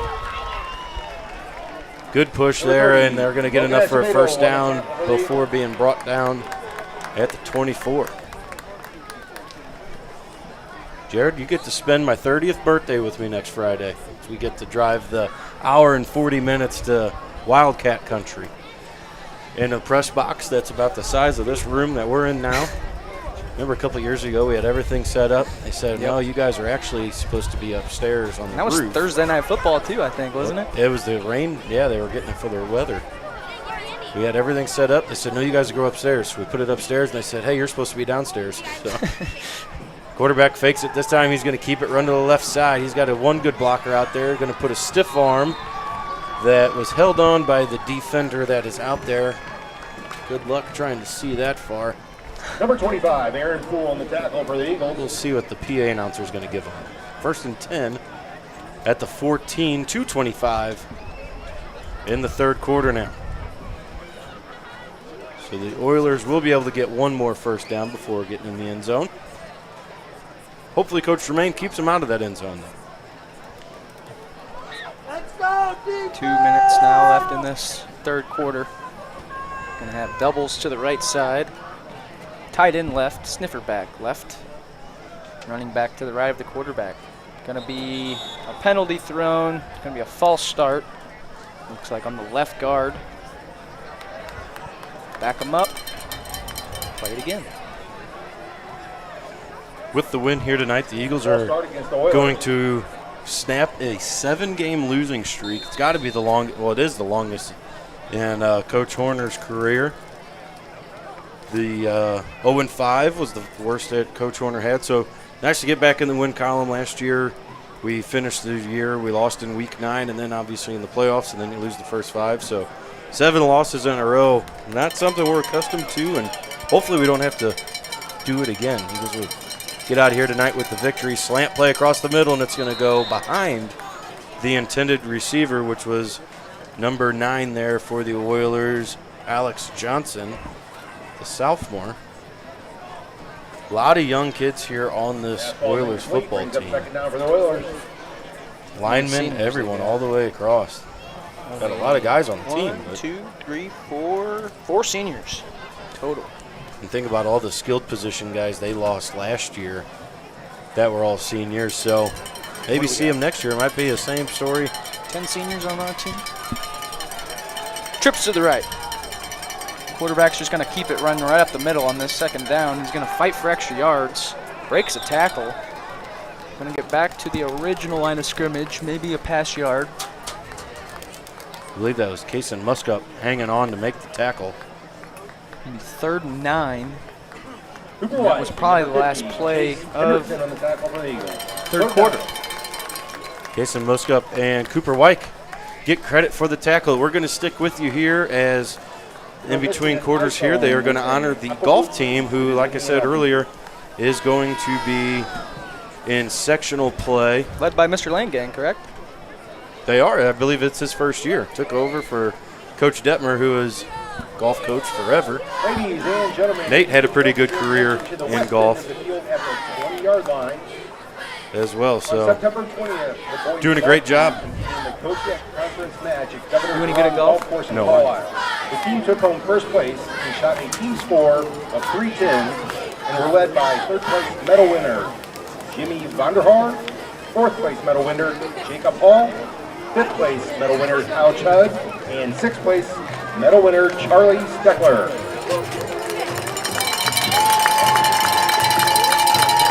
On Wednesday of this week, the team competed in the IHSA regional golf match at Greenview Country Club in Centralia. The team took home second place with a score of 311 and were led by second place medal winner Jacob Hall, who shot a 72, third place medal winner Kyle Chud, who shot a 75. The Eagles boys golfer will now compete at sectional on Monday with a chance to win a trip to state. Members of the golf team include Jacob Hall, Kyle Chud, Jimmy Vanderhaar, Charlie Steckler, Jason Ron, Craig Spizak, and Ethan Ernst. Let's hear it for the Columbia boys golf team. Great job by the Eagles golf team. One win away from going to the state tournament. Hopefully they'll be able to do what they need to do, get the lowest score. The only sport where you want the least amount of points. East Alton River here out of the quarter. Gonna have to burn a timeout. And that's never really fun. Coming out of a timeout and you gotta burn one. Down 42-0. And looking out there right now, it looks like Coach Stump's out there coaching them up. JV defensive coach. There we go. We'll be going to Salem next week. Next Friday, we will have the Aces Wild pregame show starting roughly about 6:30, where it'll be an audio only once again. I think Salem was where we learned that internet connection is huge. So audio only from Salem. We will have the Holton Meets Coaches show. Make sure you listen to those on KCHS. We'll post those usually Wednesday or Thursday night, depending on when the coaches and myself are able to get together. So Holton Meets Coaches show, middle of the week. Aces Wild pregame show at 6:30 on Friday night. Salem tonight, big conference game. They travel to Bree Central. 3rd and 9 for the Oilers. Handoff to number 4. He gets behind his big lead blockers. He's going to be short, 4th down and maybe 4, we'll call it.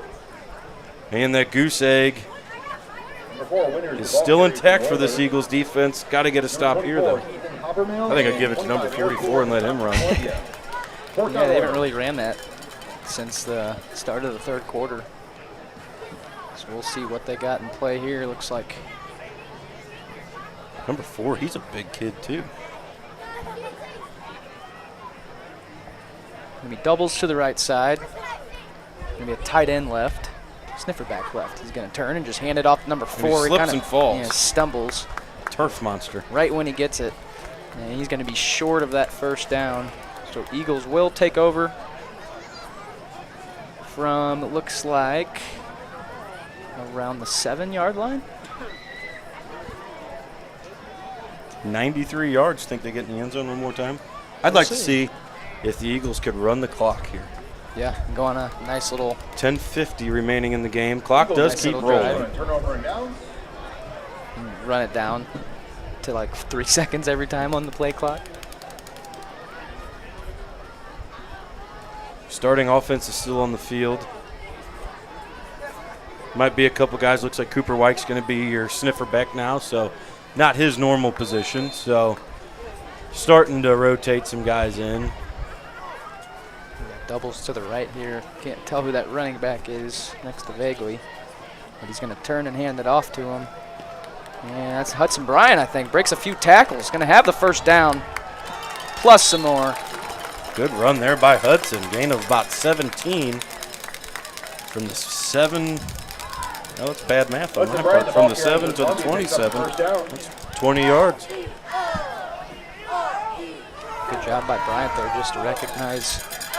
I think there was a blitzing linebacker coming down, and he put his foot in the turf and cut it upfield. I think that was his first carry of the night for a good 20 yards. Doubles to the right, sniffer back right. I think that's Rainwater top of the screen. Hudson Bryant still in the backfield. Gonna turn and run the same play. Still fighting for extra yards, running his feet, getting a push from the line. Almost gets a first down from that push. Gonna be a yard short. Great job there by Ethan Habermill. He was 20 yards, 25 yards downfield, still blocking. Good stalk block out of him, and that was a little RPO there. If he would have pulled it, would have been a bubble route, and Ethan took care of his guy blocking. So 2nd and 1 from the 35. 9 minutes now left in this 4th quarter. With the Eagles up big. Gonna have doubles to the right side again. This time we're gonna have sniffer back to the left side. See if he acts as a lead blocker here. Vaguely gets the snap, turns and hands the ball off again.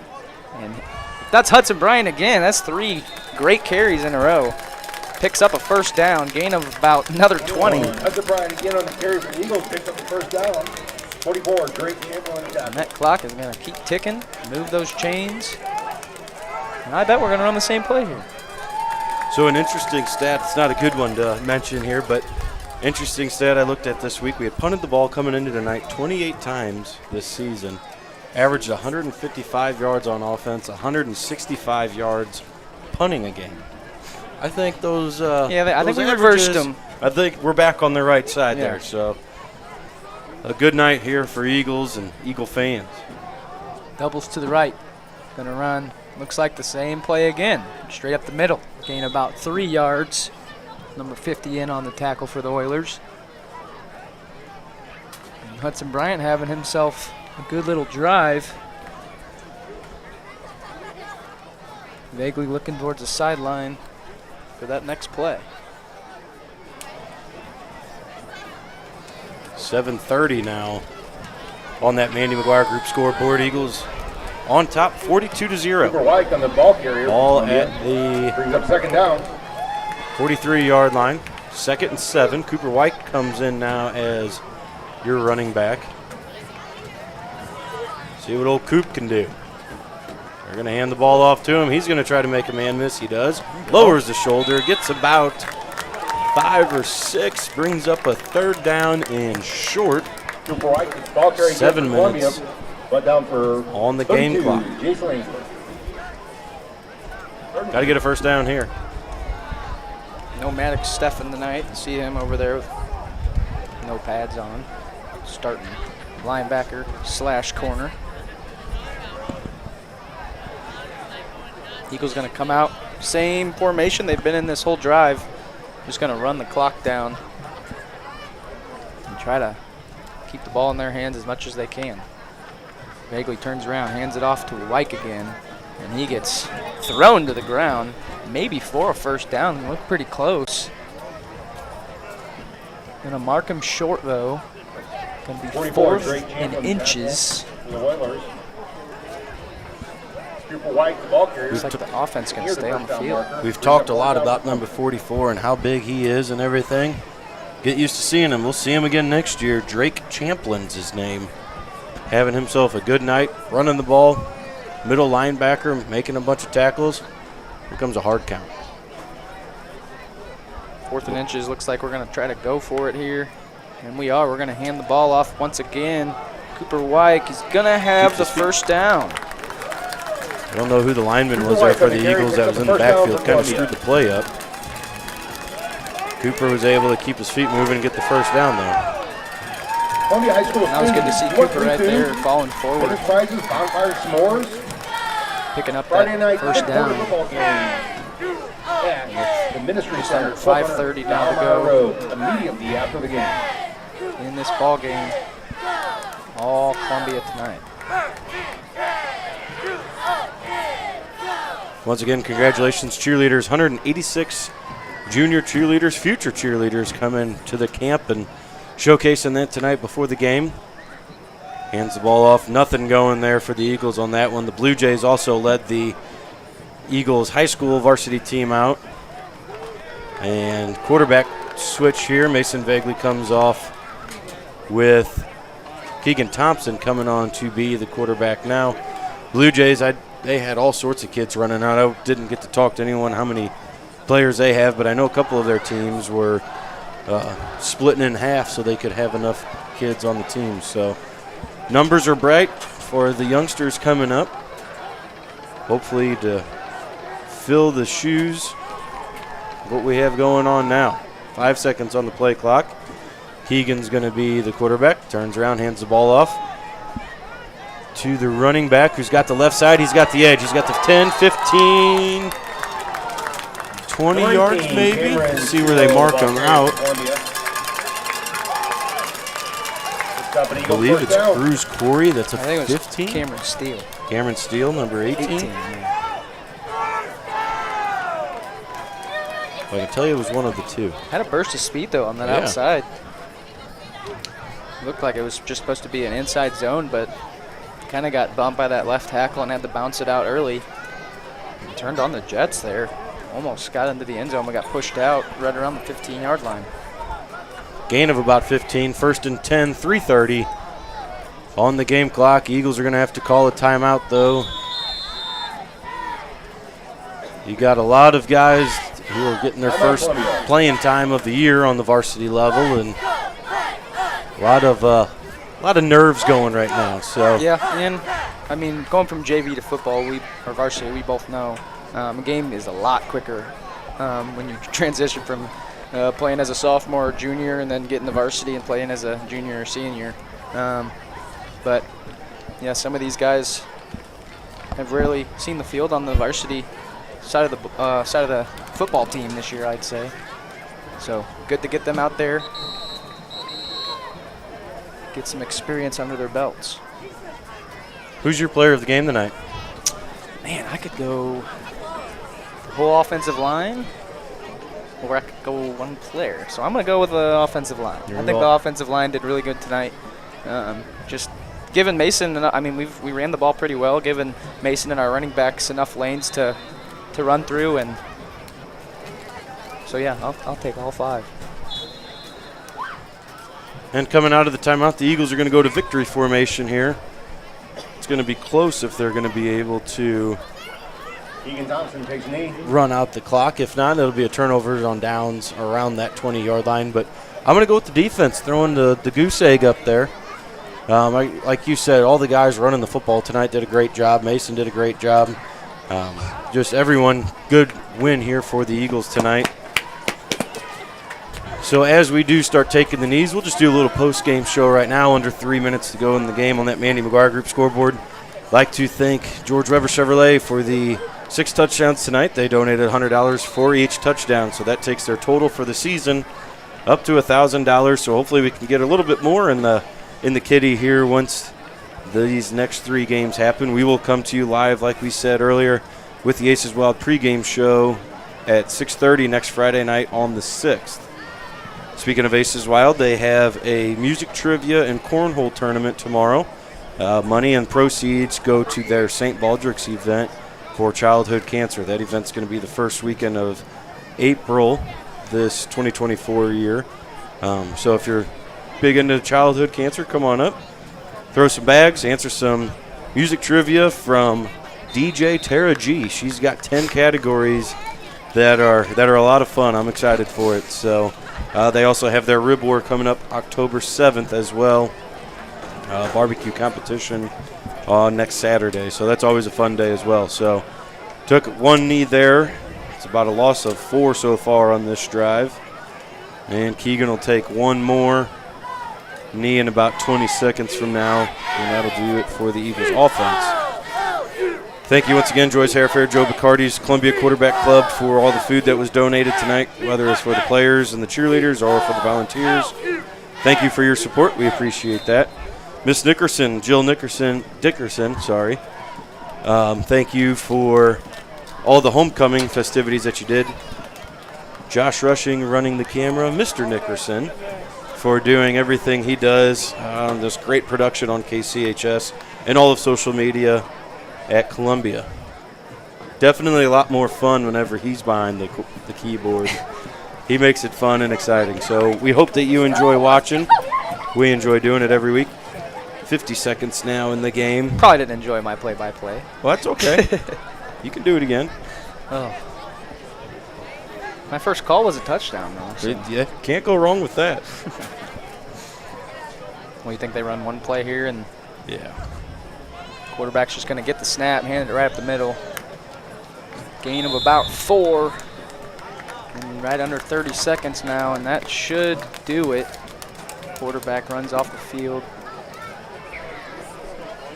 Looks like the Eagles are going to get out of here with a W, first one of the year. Eagles avoid that 0-9 season. Never been done in 51 years of Eagles football, and it's not going to happen again this year. Or it's not going to happen this year. As the Eagles win this one, 42-0, improve to 1-5 on the season. Hopefully next week, go to 2-5. See if we can finish this year out strong. Homecoming week has now come to an end with the conclusion of this game. They have the dance tomorrow night. I think that starts at about 7 o'clock, so another great week of homecoming tradition and fun comes to an end here with the Eagles victorious. Makes that dance that much sweeter and that much more fun.